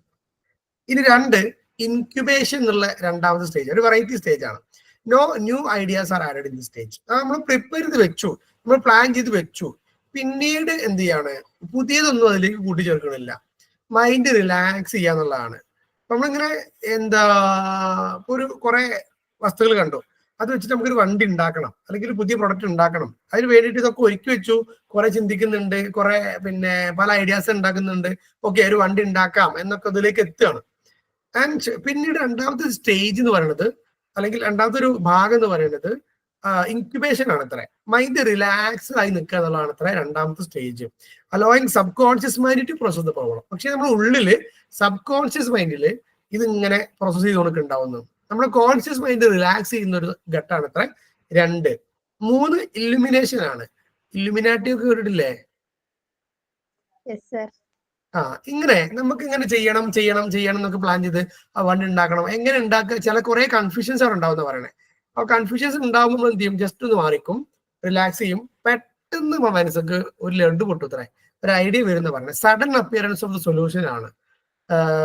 ദെൻ നമ്മൾ പെട്ടെന്ന് evaluate the solution and implies insight. നമുക്കൊരു ഇൻസൈറ്റ്, ഒരു ഉൾവിളി പോലെ വരും ഇത്ര. It may occur any time, even during day dream എന്നൊക്കെ പറയണേ. ചിലപ്പോൾ നമ്മളിങ്ങനെ ദിവാസ്വപ്നം കാണുമ്പോഴൊക്കെ ഒരു ആശയം വരും, അല്ലെങ്കിൽ പെട്ടെന്ന് ഉറങ്ങിയടിക്കുമ്പോഴൊക്കെ അത് ആശയം മുന്നിലേക്ക് വരിക. ഇങ്ങനെ പെട്ടെന്ന് ഒരു ആശയം നമ്മുടെ ഉള്ളിലേക്ക് വരും എന്നാണ് ക്രിയേറ്റീവ് തിങ്കിങ്ങുള്ള ആളുകൾക്ക് അങ്ങനെയാണ് ഇത്ര വരിക. 3 ഇല്ലുമിനേഷൻ. 4 വെരിഫിക്കേഷൻ ആണ്. അതിന് ഫൈനൽ സ്റ്റേജ് ആണ്. ഈ ഇല്ലുമിനേഷൻ സ്റ്റേജിൽ വന്ന ഐഡിയാസ് വെച്ചിട്ട് നമ്മൾ എന്ത് ചെയ്യാണ്, ഒരു സാധനം ഉണ്ടാക്കിയിട്ട് നമ്മൾ അതിനെ അസസ് ചെയ്യാണ്. Determine whether the solution is correct or not. അതല്ലെങ്കിൽ നമ്മൾക്ക് കിട്ടിയ ആശയത്തെ നമ്മൾ ഫൈനൽ വെരിഫിക്കേഷൻ നടത്തുന്നതും ഇതിൽ പറയാം. Sometimes solution needs modification. നമുക്ക് തോന്നുകയാണ് ഓക്കെ, ഐഡിയ കൊള്ളാം, പക്ഷെ ഇത് കുറച്ചുകൂടി മാറ്റം വരുത്തണം എന്നുള്ള വെരിഫിക്കേഷൻ ആണ് ഇത്ര 4ാമത്തെ step. The stage is not considered as rigid and flexible. അഥവാ റിജിഡിറ്റി ഫ്ലെക്സിബിലിറ്റി ഒന്നും ഇതിലില്ല. നമ്മളിങ്ങനെ വളരെ പിന്നെ എന്താ പറയാ, സോറി, റിജിഡ് ആൻഡ് ഫിക്സ്ഡ് ആണ്, ഫ്ലെക്സിബിൾ അല്ല, ഫിക്സ്ഡ് ആണ്. അപ്പോൾ ഇതിൽ ചിലപ്പോൾ മാറ്റങ്ങൾ ഉണ്ടാവാം, അല്ലെങ്കിൽ പിന്നെ നമ്മൾ തിരുത്തലുകൾ ഉണ്ടാക്കാം, എന്നിട്ട് നമ്മളൊരു പുതിയ സാധനം ഉണ്ടാക്കാം. ഇങ്ങനെയൊക്കെ ഒരു 4 സ്റ്റെപ്പിനെ പറ്റി പറയുന്നുണ്ട്. ഇത് കേൾക്കുമ്പോൾ എന്താ തോന്നുന്നത്? ഒന്ന് പ്രിപ്പറേഷൻ, അതിന് വേണ്ടിയുള്ള കുറെ ചിന്തകളും കുറെ ഒരുക്കങ്ങളും. 2 ഇൻക്യുബേഷൻ, നമ്മൾ തൽക്കാലം അതിൽ ഇങ്ങനെ മാറി നിൽക്കല്. 3 ഇല്ലുമിനേഷൻ, പെട്ടെന്ന് ഒരു ആശയം നമുക്ക് മുന്നോട്ട് വരല്ലേ. 4 വെരിഫിക്കേഷൻ, കിട്ടിയ ആശയം വെരിഫൈ ചെയ്ത് ചില മാറ്റങ്ങളൊക്കെ വരുത്തുന്നു. ഇങ്ങനെ ഉള്ള ഒരു 4 പ്രോസസ്സ്. ഇതിനെ കുറിച്ച് എന്താ അഭിപ്രായം? ഇങ്ങനെയൊക്കെ ഉണ്ടോ? ഇങ്ങനെ സ്റ്റെപ്പ് ബൈ സ്റ്റെപ്പ് അല്ലെങ്കിൽ പ്രോസസ് വഴി ഉണ്ടോന്നൊന്നും അറിയില്ല. നമ്മൾ കുറെ ഒരു സാധനം ഉണ്ടാക്കുകയാണെങ്കിൽ നന്നായിട്ട് ചിന്തിച്ചിട്ട് അതിന് പ്രിപ്പയർ ചെയ്തിട്ട് പ്ലാൻ ചെയ്തിട്ട് തന്നെയുള്ള ഒരു സംഭവം ഉണ്ടാക്കുക. ഈ ഇല്ലുമിനേഷൻ എന്നുള്ള സാധനത്തെ കുറിച്ച് എന്താ അഭിപ്രായം? പെട്ടെന്ന് ചിന്ത വരുന്നു, ഒരാശയം വരുന്നു, ഒരു ഉൾവിളി വരുന്നു. അങ്ങനെ എനിക്കറിയില്ല. ഞാനിപ്പോ എന്റെ ഒരു പെർസ്പെക്റ്റീവ് പറയുകയാണെങ്കിൽ ഒരു ചിത്രം വരച്ചു. ഇപ്പൊ ഞാൻ സാറിനെ വരച്ചു. അപ്പൊ ഫുള്ള് ഫിനിഷ് ചെയ്തിട്ട് ഞാനൊരു ടൈം എടുത്ത് ഒരു 4 ഡയറക്ഷനിലൊക്കെ പോയിട്ട് ഇങ്ങനെ നോക്കും. അപ്പൊ നമുക്ക് എവിടെയെങ്കിലും ഒരു മൈന്യൂട്ട് മിസ്റ്റേക്ക് ഒക്കെ കാണാൻ പറ്റും. അപ്പൊ അവിടെ ക്ലിയർ ആക്കി അത് പക്കാവും. അങ്ങനെയാണ് എന്റെ ഒരു ഇതല്ലേ. അപ്പൊ ഞാനിപ്പോ ഇങ്ങനെ ഇതിങ്ങനെ ഇട്ട് കറങ്ങണോ അവിടെല്ലാം 4 ഡയറക്ഷൻ കാണാന്? സാർ ഞാൻ ഇറങ്ങിക്കൊണ്ട്. അല്ല, ഞാൻ വേണമെങ്കിൽ കറക്കി കാണിച്ചാൽ ഇത് കറങ്ങണ അവസരമൊക്കെ ഉണ്ട്. പിന്നെ ഓക്കെ, അപ്പോ ഇതൊരു അഥവാ ക്രിയേറ്റീവ് തിങ്കിങ്ങിന്റെ ഒരു ഭാഗമായിട്ടാണ് പറയണത് 4 സ്റ്റെപ്പുകൾ. പ്രിപ്പറേഷൻ, ഈ ടേംസ് ഭയങ്കര രസം അല്ലെ. ഇൻക്യുബേഷൻ, ഇല്ലുമിനേഷൻ, വെരിഫിക്കേഷൻ, 4 ടേംസ് കേട്ടോ. ഇന്നില്ലേ ഇന്റലിജൻസും ക്രിയേറ്റിവിറ്റിയും തമ്മിലുള്ള ഡിഫറൻസസ് ആണ് ഇവിടെ. ഇത് ചിലപ്പോൾ 2 മാർക്കിനോ 3 മാർക്കിനോ ചോദിച്ചില്ല കേട്ടോ. കാരണം ഈ ഒരൊറ്റ ചോദ്യത്തിന് ഒരാൾക്ക് ഇന്റലിജൻസ് എന്താണെന്ന് അറിയോ, ക്രിയേറ്റിവിറ്റി എന്താണെന്ന് അറിയോ, ഇത് ഡിഫറൻഷിയേറ്റ് ചെയ്യാൻ കഴിയോ, അങ്ങനെയൊക്കെയുള്ള സംഭവം ഉണ്ടായതുകൊണ്ടാണ്. ഒന്ന് കൺവേർജന്റ് തിങ്കിങ്ങും ഡൈവേർജന്റ് തിങ്കിങ്ങും ഉണ്ട്. കഴിഞ്ഞ ക്ലാസ്സിൽ നമ്മൾ പറഞ്ഞിരുന്നു. കൺവേർജന്റ് തിങ്കിങ് എന്ന് പറഞ്ഞാല് അത് ഇന്റലിജൻസുമായി ബന്ധപ്പെട്ടതാണ്. അഥവാ ഒരു വസ്തുതനെ കൂടുതൽ എങ്ങനെ പ്രോസസ് ചെയ്യാം എന്നുള്ളതാണ് കൺവേർജന്റ് തിങ്കിങ്. അഥവാ അതിന്റെ കൂടുതൽ പ്രൊഡക്റ്റുകൾ എങ്ങനെ ഉണ്ടാക്കാം. ഡൈവേർജന്റ് തിങ്കിങ് എന്ന് പറഞ്ഞാൽ കുറച്ചുകൂടി വെറൈറ്റി ആണ്, വ്യത്യസ്തമായി നമ്മൾ എങ്ങനെ പ്രൊഡക്റ്റുകൾ ഉണ്ടാക്കാം എന്നുള്ളതാണ്. So convergent thinking is equal to intelligence, divergent thinking is equal to creativity. Okay, അതാണ് ഒരു difference. 2 highly creative person usually found to possess intelligence. നമ്മൾ ഭയങ്കര ക്രിയേറ്റീവായി ചെയ്യുന്ന ആളുകൾക്ക് ഭയങ്കര ബുദ്ധി ഉണ്ടെന്നല്ല പറയാ. ഇതുവരെ എങ്ങനെയായിരുന്നു, പക്ഷെ ഇന്നത്തെ ക്ലാസ്സോട് അത് എഡിറ്റ് ചെയ്യാനുണ്ട്. എഡിറ്റ് ചെയ്യാനുണ്ടോ? ഇന്റലിജന്റ് പേഴ്സൺസ്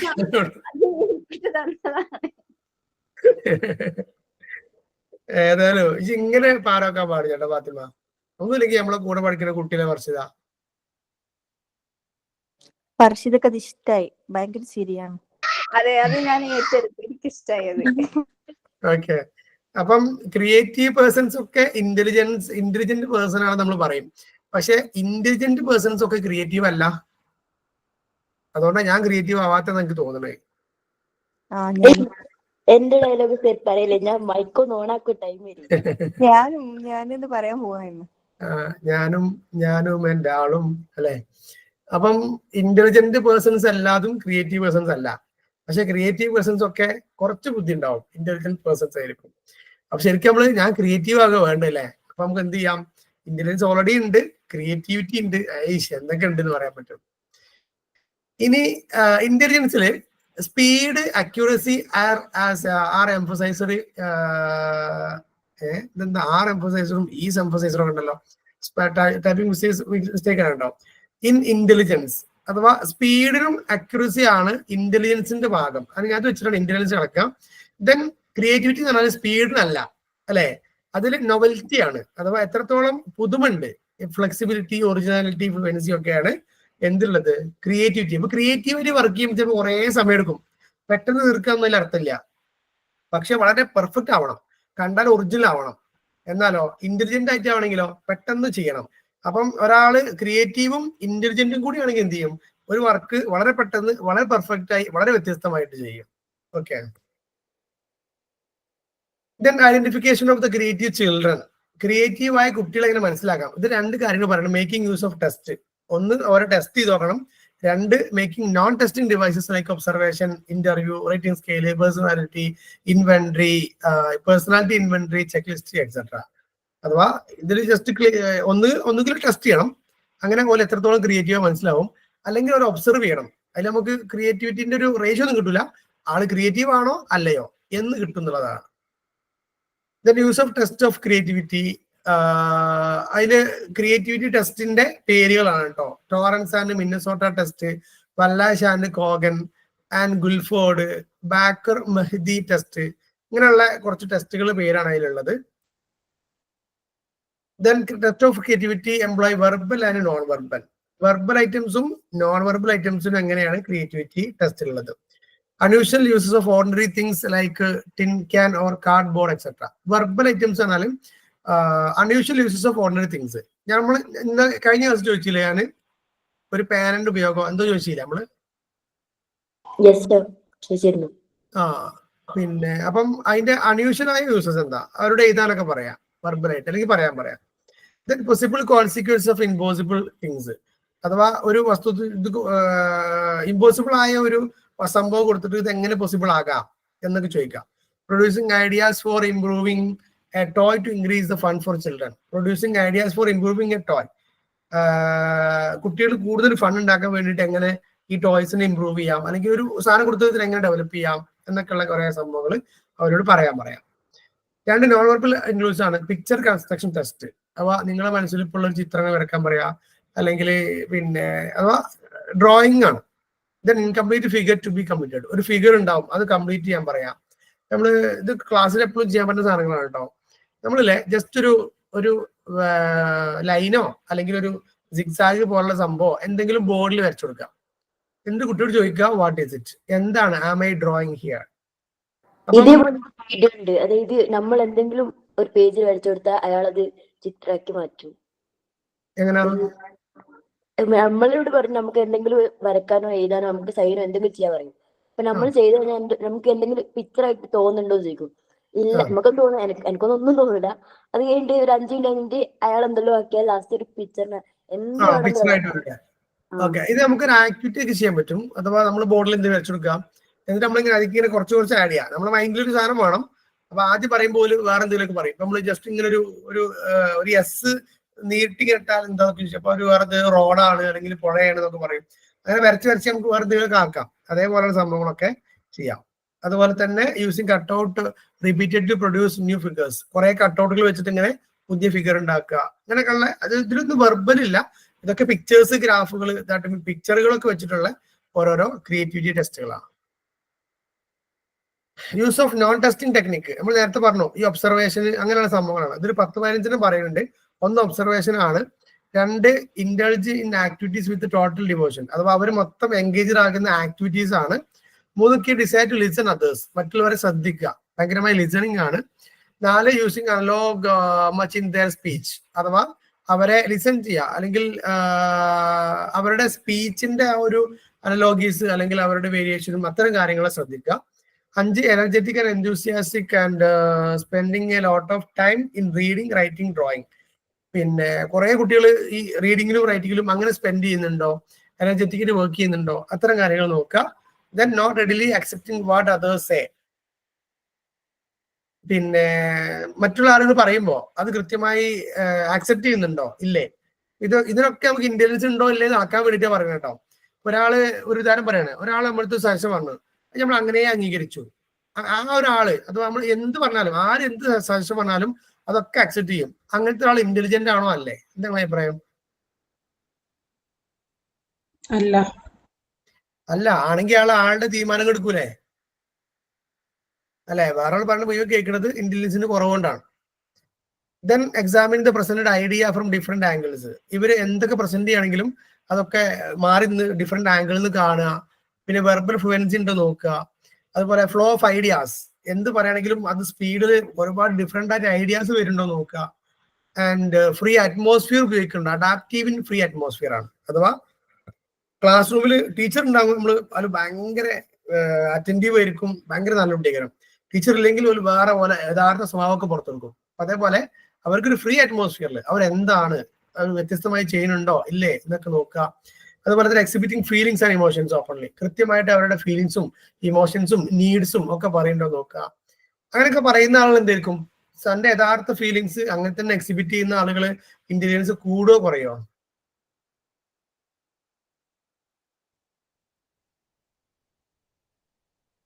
അഥവാ ഇപ്പൊ എനിക്കൊരു അഭിപ്രായം ഉണ്ട്, അല്ലെങ്കിൽ എനിക്കത് പറ്റിയിട്ടില്ല, ഇഷ്ടപ്പെട്ടിട്ടില്ല, അപ്പൊ ഓക്കെ ഇത് എനിക്ക് ഇഷ്ടപ്പെട്ടിട്ടില്ല എന്ന് പറയുന്ന ഒരാളെ സംബന്ധിച്ച് ഇന്റലിജൻസ് കൂടുമോ കുറയുമോ?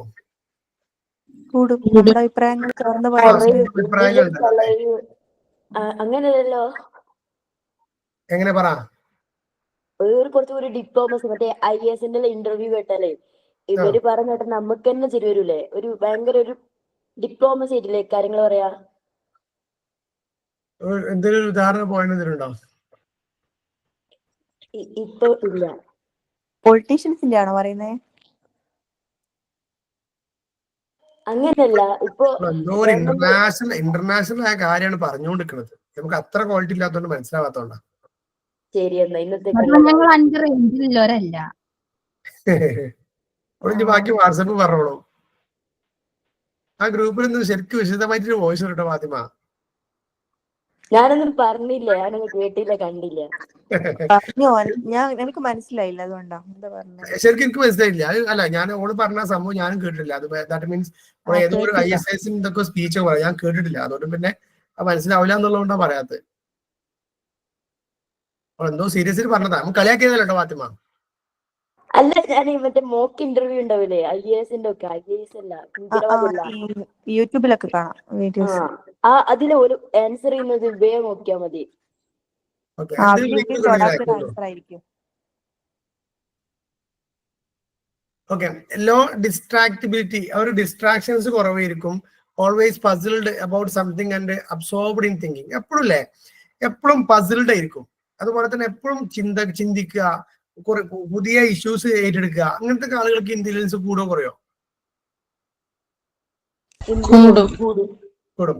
അതുപോലെ വേറൊരു അടിപൊളി point, they never reject any solution merely because it at first appearance it looks unconventional and foolish. നമ്മളൊരു സൊല്യൂഷൻ പറഞ്ഞാല് അത് ഫൂളിഷ് ആണെങ്കിലും റിജക്ട് ചെയ്യൂല. അവർക്ക് ചിലപ്പോൾ ഫൂളിഷ് എന്നൊക്കെ തോന്നും, പക്ഷെ റിജക്ട് ചെയ്യൂല. അത്തരം ആളുകൾക്ക് ഇന്റലിജൻസ് കൂടുകയോ കുറയോ? കൂടും. അവര് റിസ്ക് എടുത്തിട്ട് അത് അതൊന്നുകൂടി നോക്കും അല്ലെ. നമുക്ക് ഫൂളിഷ് തോന്നുകയാണെങ്കിലും ചിലപ്പോ അതൊരു കാര്യം ഉണ്ടെങ്കിലോ, ബിരിയാണി എങ്ങനെ കൊടുക്കുന്നുണ്ടെങ്കിലോ അറിയില്ലേ. അതുപോലെ not satisfied with single solution to problem and seek other possible solution. ഒരു സൊല്യൂഷൻ കിട്ടിയാൽ അവർക്ക് പോരാ, അത് വേറെ കുറച്ച് നല്ലതുണ്ടോ എന്നൊക്കെ തേടിപ്പോ. അപ്പൊ അങ്ങനെയൊക്കെ തേടുന്നുണ്ടോ, ഡിസ്ട്രാക്ട് ആകുന്നുണ്ടോ, അല്ലെങ്കിൽ പെട്ടെന്ന് ഇമോഷണൽ ആകുന്നുണ്ടോ, എല്ലാവരുടെയും ഫീലിങ്സ് കിട്ടുന്നുണ്ടോ, ഇങ്ങനെയൊക്കെയുള്ള കുറെ കാര്യങ്ങൾ നമ്മൾ എന്ത് ചെയ്യുക, ഒബ്സർവ് ചെയ്തുകൊണ്ടിരിക്കുക എന്നാണ് ഇതിൽ പറഞ്ഞത്. ഇനി ഫോസ്റ്ററിങ് ക്രിയേറ്റിവിറ്റി എമംഗ് ചിൽഡ്രൻ, നമ്മളിങ്ങനെ ഏകദേശം അവസാനത്തിലേക്ക് എത്തിക്കണം കേട്ടോ. എങ്ങനെയാണ് കുട്ടികളിൽ ഈ ക്രിയേറ്റിവിറ്റി ഫോസ്റ്റർ ചെയ്യുക, അല്ലെങ്കിൽ അത് കൂട്ടിക്കൊണ്ടുവരിക? അതിന് ബ്ലോക്ക് ചെയ്യുന്ന കാര്യങ്ങൾ നമ്മൾ എന്ത് ചെയ്യണം, ആദ്യം മനസ്സിലാക്കണം. ഒന്ന്, ബ്ലോക്സ് ഓഫ് ക്രിയേറ്റിംഗ് തിങ് എന്നാണ് high standards of achievement for low level of work. ചിലപ്പോ നമ്മുടെ സ്റ്റാൻഡേർഡിനനുസരിച്ച് നമുക്ക് കിട്ടുന്ന വർക്ക് ഉണ്ടാവില്ല, അല്ലെങ്കിൽ നമ്മുടെ സ്റ്റാൻഡേർഡിനേക്കാൾ ഉയർന്ന വർക്കുകളായിരിക്കാം. ഇങ്ങനെയുള്ള നമ്മുടെ സ്റ്റാൻഡേർഡ് ഓഫ് അച്ചീവ്മെന്റ്സും അതുപോലെ തന്നെ ലെവൽ ഓഫ് വർക്കും തമ്മിലുള്ള ഒരു റേഷ്യോ നമ്മളെ ഒരു പക്ഷേ ക്രിയേറ്റിവിറ്റി ലിമിറ്റ് ചെയ്യാവുന്നതാണ്. രണ്ട്, inflexibility of assignment and methods of work. Flexible അല്ലാത്ത എന്താ പറയാ അസൈൻമെന്റ്സ് അതും കുറക്കാം. ഇത് അതോറിറ്റേറിയൻ ടീച്ചർ ഭയങ്കര അതോറിറ്റേറിയനാണ്, ഭയങ്കര കട്ട കലിപ്പാണ്, ഒരു ക്രിയേറ്റിവിറ്റി വരില്ല എന്ന് പറഞ്ഞത്. അപ്പൊ അവർക്ക് സ്യൂട്ടബിൾ ആയ ടാസ്കുകൾ കൊടുക്കണം, അവർക്ക് കുറച്ചുകൂടി മോട്ടിവേറ്റഡ് ആയ. നമ്മൾ ഹൈ ലെവൽ ചിന്തിക്കുന്ന കുട്ടിക്ക് ലോ ലെവൽ വർക്ക് കൊടുത്താൽ അവർക്കൊന്നും ക്രിയേറ്റീവായി ചെയ്യാനുണ്ടാവില്ല. അതുപോലെ തന്നെ മെത്തേഡ് ഓഫ് വർക്ക് എന്നുള്ളത് ഇമ്പോർട്ടന്റ് ആണെന്നാണ് പറയുന്നത്. കലാഗർ suggestion for the development of creativity, ഒരു 5 സജഷൻസ് ആണ് കലാഗർ പറയുന്നത്. ഒന്ന്, organise the curriculum primarily to the basic concept of rather than fact. Basics of concept rather than fact. അഥവാ കരിക്കുലം എന്ത് ചെയ്യണം, organise the curriculum primarily on the base of concept. കുറെ കോൺസെപ്റ്റുകൾ കുട്ടികൾക്ക് കിട്ടണം എന്നാ പറയണത്. കുറെ സത്യങ്ങൾ, ഫാക്ട് കിട്ടിയാൽ പോരാ, കുറെ കോൺസെപ്റ്റ് കിട്ടണം, അതിൽ നിന്ന് അവർ ഫാക്ട് ഡെവലപ്പ് ചെയ്യാണ് വേണ്ടതെന്നാണ് ഒന്ന്. അല്ല, more individual assignment under competent supervision. കുട്ടികൾക്ക് ഇൻഡിവിജ്വൽ അസൈൻമെന്റ്സ് കൂട്ടണം. കാരണം ഗ്രൂപ്പ് വർക്കിൽ ഗുണങ്ങളുണ്ട്, പക്ഷെ അതിലെന്ത് ചെയ്യും, കുറച്ച് ക്രിയേറ്റീവായ ആളുകൾ വേഗം വേഗം ചെയ്തു പോകും. ഇൻഡിവിജ്വൽ വർക്ക് കിട്ടുമ്പോൾ അവർ ആലോചിച്ചേ പറ്റുള്ളൂ അല്ലെ. 3, bring the students in contact with the best talent and knowledge available from the teaching staff. അഥവാ അധ്യാപകരേക്ക് നല്ല നോളജും നല്ല ടാലന്റും നല്ല കോണ്ടാക്റ്റും കിട്ടണം. 4, follow the general philosophy the truth is something to be sought for rather than revealed. ഈ truth എന്ന് പറയുന്ന സാധനമല്ലോ അവർ സീക്ക് ചെയ്യണം, അവർ പോയി കണ്ടെത്തണം. റാദർ ദാൻ റിവീൽഡ്, അത് റിവീൽ ചെയ്യപ്പെടരുത്. ട്രൂത്ത്, സത്യത്തെ അന്വേഷിച്ചു പോകുന്നതായിരിക്കണം പഠനം. 5, provide in service teacher education for more competence in both subject and method of teaching. അതുപോലെ ടീച്ചേഴ്സിന്, ഇൻ സർവീസ് ടീച്ചേഴ്സ്, ഓൾറെഡി ടീച്ചേഴ്സായ ആളുകൾക്ക് എപ്പോഴും റിഫ്രഷ്മെന്റ് കോഴ്സുകളും മോട്ടിവേഷൻ ക്ലാസ്സുകളും ഒക്കെ കൊടുത്തുകൊണ്ടിരിക്കണമെന്നാണ് അദ്ദേഹം പറയുന്നത്. ടോറൻസിന്റെ സജഷൻസ് 5 പറയുന്നുണ്ട്. 1, B respectful and unusual questions. B respectful of unusual questions അല്ലെ, അസാധാരണമായ ചോദ്യം ചോദിക്കുന്ന കുട്ടികളെ റെസ്പെക്ട് ചെയ്യണം എന്ന്. നല്ല പോയിന്റ് അല്ലേ. നമ്മൾ ടീച്ചേഴ്സ് എന്ത് ചെയ്യാം, റെസ്പെക്ട് ചെയ്യണം. ടീച്ചേഴ്സ് എന്ത് ചോദിച്ചാല് പാഠത്തിലുള്ളതെന്ന് ചോദിക്കുക, അത് സിലബസിലുള്ളതല്ല, സിലബസ് പുറത്തുനിന്ന് ചോദിക്കരുത്, അതൊക്കെ ലിമിറ്റ് ചെയ്ത് ഇങ്ങനെ വെക്കും അല്ലെ. അപ്പൊ നമ്മളിപ്പോ ക്ലാസ് എന്താ അതറിയാത്തോണ്ടാണ് ടീച്ചേഴ്സിന് എക്സ്പ്ലെയിൻ ചെയ്യാൻ അറിയാത്തോണ്ടാ. ആണ്, പക്ഷെ എന്നാൽ ഈ കുട്ടികളുടെ ചിന്തനെ ലിമിറ്റ് ചെയ്ത് വെക്കരുത് എന്നുള്ളതാണ്. അത് നമുക്കുള്ളൊരു മെസ്സേജ് ആണ് കേട്ടോ. Be respectful for of unusual questions ആണ്. 2, ബി റെസ്പെക്ട്. ഞാൻ എൻ്റെ 4th സ്റ്റാൻഡേർഡിൽ നിന്ന് അത്തരത്തിലൊരു അസാധാരണമായിട്ടുള്ള ക്വസ്റ്റ്യൻ ചോദിച്ചിട്ടുണ്ടായിരുന്നു. എന്താ ചോദിച്ചേ? സാറ് സയൻസിന്റെ സാറ് ക്ലാസ്സിൽ ആരെ സംസാരിക്കണം, എനിക്ക് ആളെ അറിയില്ല. ആൻസിയാണ്. അപ്പൊ ഞാൻ ചോദിച്ചു, നമ്മൾ ഇക്കിളി ഇടൂലേ, അതെങ്ങനെയാ ഉണ്ടാവുന്നതെന്ന് ചോദിച്ചു സാറിൻ്റെ അടുത്ത്. അതിന് എന്നെ സ്റ്റാഫ് റൂമിലൊക്കെ കൂട്ടിക്കൊണ്ടുപോയിട്ടുണ്ടായിരുന്നു. ഈ ക്വസ്റ്റ്യൻ നമ്മളെങ്ങനെയാണ് ഈ പൂച്ചയുടെയും പട്ടിയുടെയും ഒക്കെ ദേഹത്തുള്ള ഇതെങ്ങനെയാണ്, രോമം എങ്ങനെയാണ് സാർ കൗണ്ട് ചെയ്യുക? പക്ഷെ ഞാൻ ചോദിച്ചത്, ഇന്ന് എന്നോടൊരു കുട്ടി ചോദിക്കുമ്പോൾ ഞാൻ വിചാരിക്കുക എന്നെ പരീക്ഷിക്കാൻ ചോദിച്ചാണ്. പക്ഷെ അന്ന് സാർ ഞാൻ ജെന്യൂനായിട്ട് ചോദിച്ച കാര്യമാണ്.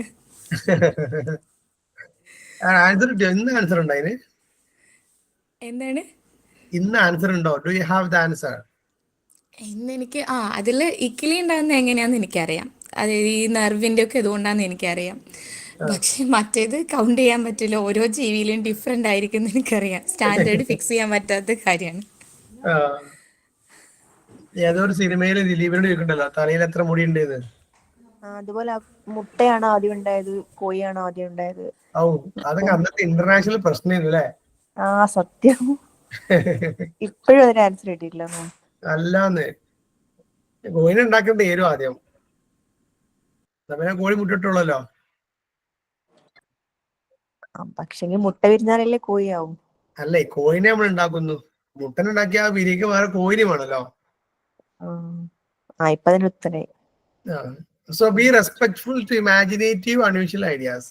അഥവാ ഭയങ്കര ഇമാജിനേഷൻ ഒക്കെ തരുന്ന പല ക്വസ്റ്റ്യൻസിനും നമ്മൾ എന്ത് ചെയ്യണം, റെസ്പെക്ട് ചെയ്യണം എന്നാണ് പറയുന്നത്. Show your people that there ideas have rules, values.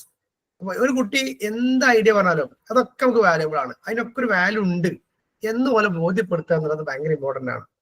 Then occasionally people do something for practice without the threat of evaluation.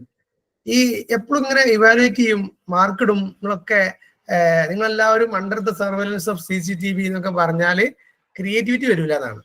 അപ്പൊ അവര് ഫ്രീ ആയിരിക്കണം, ഫ്രീ മൈൻഡഡ് ആയിരിക്കണം, അപ്പോഴാണ് ക്രിയേറ്റിവിറ്റി വരിക എന്നാണ് പറയുന്നത്. Then you are me to the process of എന്തൊരു mistake ഉണ്ട്. The causes and consequences. Time കുറെ അധികരിച്ചില്ലേ? കഴിഞ്ഞു, ഇത് ലാസ്റ്റ് ആണ്. കോസും കോൺസിക്വൻസും അണ്ടർസ്റ്റാൻഡ്.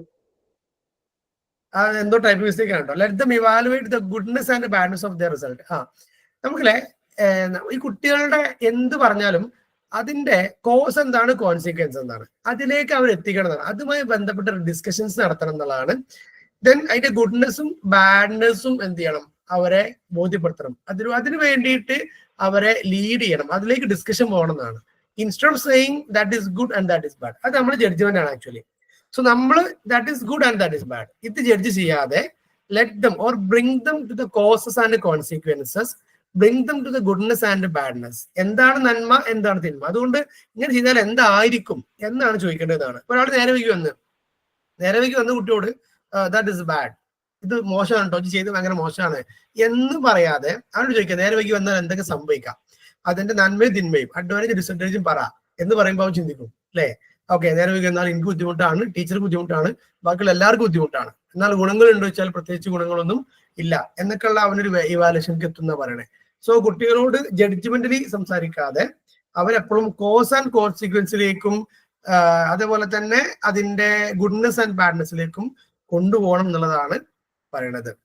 അതിൽ ഓസ്ബോൺ സജസ്റ്റ് ചെയ്യുന്ന ഒരു സംഭവമാണ് ബ്രെയിൻ സ്റ്റോമിങ്, അഥവാ ഗ്രൂപ്പിൽ ഇരുത്തിയിട്ട് എല്ലാവരും അവരുടെ അഭിപ്രായങ്ങൾ പറഞ്ഞിട്ട് അതിൽ നിന്ന് ബെസ്റ്റ് സെലക്ട് ചെയ്യാം. അതൊരു മെത്തേഡ് ആണെന്ന് പറഞ്ഞത്.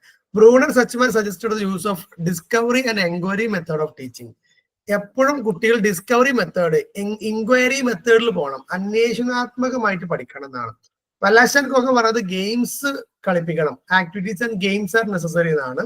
ഡോമേഴ്സ് ആൻഡ് ഗോവൻസ് പറഞ്ഞത് following step: inspiration, stimulation, psychological safety and freedom, guide, discovery and encouragement. 5 points പറഞ്ഞത്. ഒന്ന്, അവർ ഇൻസ്പയർ ചെയ്യപ്പെടണം, എന്ത് കാര്യങ്ങളാണെങ്കിലും അത് ചെയ്യാനുള്ള ഇൻസ്പിറേഷൻ കൊടുക്കണം. 2, സ്റ്റിമുലേഷൻ ആണ്, അവർ നമ്മൾ സ്റ്റിമുലേറ്റ് ചെയ്യുക, അഥവാ മേക്കിംഗ് ദം ആക്ട്, കൂടുതൽ പ്രവർത്തനങ്ങൾ ഉണ്ടാക്കിപ്പിക്കുക. 3, psychological safety and freedom, psychologically അവർക്ക് ഫ്രീഡവും സേഫ്റ്റിയും പ്രൊവൈഡ് ചെയ്യുക. We have to ensure the freedom. 4, guide discovery ആണ്, അഥവാ അവർ നമ്മളെ ഡിസ്കവറിയിലേക്ക് ഗൈഡ് ചെയ്യുക, അല്ലെങ്കിൽ ഒരുപാട് കണ്ടെത്തലുകൾക്ക് അവരെ പ്രൊമോട്ട് ചെയ്യുക. 5, എൻകറേജ്മെന്റ്, എന്ത് ചെയ്താലും എൻകറേജ് ചെയ്യുക, അഥവാ പ്രൊമോട്ട് ചെയ്ത് കൊടുക്കുക. കഴിയാനായിട്ടോ ഇത് ഏകദേശം ലാസ്റ്റോ സെക്കൻഡ് ലാസ്റ്റോ ഒക്കെ ആയിരിക്കും. Techniques of promoting creative among the children. കുട്ടികളിൽ ക്രിയേറ്റിവിറ്റി പ്രൊമോട്ട് ചെയ്യാനുള്ള ടെക്നിക്കുകൾ ഒന്ന്, freedom to express without any hesitation of fear, പേടില്ലാതെ എന്തും പറഞ്ഞോളൂ എന്ന് പറയാം. 2, എൻകറേജ് ഒറിജിനാലിറ്റി ആൻഡ് ഫ്ലെക്സിബിലിറ്റി, ഏറ്റവും ഒറിജിനൽ ആയിട്ട് അല്ലെങ്കിൽ ഫ്ലെക്സിബിൾ ആയി ചെയ്യാൻ അവരെ പ്രേരിപ്പിക്കുക. ദെൻ എൻകറേജ് എൻക്വയറി സ്പിരിറ്റ്, നേരത്തെ പറഞ്ഞ പോലെയുള്ള അതിന് സമ്മപ്പാണ് കേട്ടോ. ഈ സ്പിരിറ്റ് ഓഫ് എൻക്വയറി പ്രൊമോട്ട് ചെയ്യുക. 4, test items and examination should be challenging and stimulate people divergent thinking. എന്ത് കൊടുക്കുകയാണെങ്കിലും അത് ചലഞ്ചിങ് ആവണം, ഡൈവേർജന്റ് തിങ്കിങ്ങിനുള്ള സാധ്യത ഉണ്ടാണ്. നിങ്ങൾ ഇപ്പോഴത്തെ നമ്മളെ കോൽക്കളി തിരുവനന്തപുരത്ത് വെച്ച് നടക്കുന്നുണ്ട് ഇപ്പൊ ഈ സ്കൂൾ കലോത്സവത്തിന്റെ ഫലസ്തീന്റെ അതല്ലേ? അതെ അതെ, അവര് കണ്ണ് കെട്ടിയിട്ട് കോൽക്കളി കളിച്ച് ഫലസ്തീന് മെസ്സേജ് കൈമാറി എന്നുള്ള സാധനം ഉണ്ടായിരുന്നു അല്ലെ? അറിയാത്ത ആളുകൾ വാർത്ത കണ്ടാൽ മതി കേട്ടോ. 5, ensure and unthreatening classroom, അഥവാ ഭീഷണി ഉണ്ടാവരുത്. Classroom atmosphere should be simple and free. Whether there is no room for punishment, scolding and ridiculing. ചീത്ത പറയാൻ പാടില്ല, പണിഷ്മെന്റ് കൊടുക്കാൻ പാടില്ല, കളിയാക്കാൻ പാടില്ല. ഇതൊന്നും ഇല്ലാത്ത അറ്റ്മോസ്ഫിയർ ഉണ്ടാക്കി കൊടുക്കുക. Develop healthy student habit and self learning in children.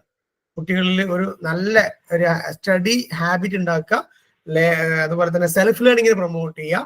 Plan instructional strategies that require students to increasingly use the school library and laboratory. ലൈബ്രറിയും ലബോറട്ടറിയും നന്നായിട്ട് ഉപയോഗിക്കണം എന്ന് പറയാം. എല്ലാ ഫെസിലിറ്റീസും, ക്ലാസ് റൂം മാത്രമല്ല സ്കൂൾ എന്ന് പറഞ്ഞാല് ലൈബ്രറി, ലബോറട്ടറി, ഗ്രൗണ്ട്, ഗാർഡൻ, എല്ലാതും സ്കൂൾ ആസ് എ റിസോഴ്സ് എന്നാണ് പറയാം. സ്കൂളിന്റെ എല്ലാം, ബിൽഡിംഗ് അടക്കം എല്ലാതും റിസോഴ്സസ് ആണ്. എല്ലാവരെയും ഉപയോഗപ്പെടുത്തണം എന്നാണ് കുട്ടികളോട് പറഞ്ഞു കൊടുക്കേണ്ടത്. ഇത്രയും ആയാല് നേരത്തെ പറഞ്ഞ സമയം കൂടുതലായി എന്ന് പറഞ്ഞ ആക്കുള്ളത് ബ്രേക്ക് ആണ്. ഇന്ന് താങ്ക് യു അല്ല, വെറൈറ്റി അല്ലേ, നമ്മൾ ക്രിയേറ്റിവിറ്റിയിലെ പഠിപ്പിക്കണത്. ക്രിയേറ്റിവിറ്റി പഠിപ്പിക്കുന്ന ക്ലാസ്സിൽ താങ്ക് യു പറഞ്ഞാൽ അത് റെഗുലർ ആയി പോയില്ലേ? സോ എനിവേ, നമ്മൾ 2 ടേംസിനെ കുറിച്ചാണ് ഈ യൂണിറ്റിൽ മൊത്തം പഠിച്ചത്. 1 ഇന്റലിജൻസ്, 2 ക്രിയേറ്റിവിറ്റി. എന്താണെങ്കിലും അതിന്റെ ഡെഫിനിഷൻ, അതിന്റെ ഫീച്ചേഴ്സ് അല്ലെങ്കിൽ നാച്ചുറൽ, അതിന്റെ കുറച്ച് ഇന്റലിജന്റ് ടെസ്റ്റുകൾ, അഡ്വാൻറ്റേജ്, ടൈപ്സ്, ഡിസഡ്വാൻറ്റേജ്, ഇങ്ങനെയുള്ള മേഖലയ്ക്കാണ് നമുക്ക് പഠിക്കാനുണ്ടാവുക. So study well, be a creative person and also an intelligent person. Thank you.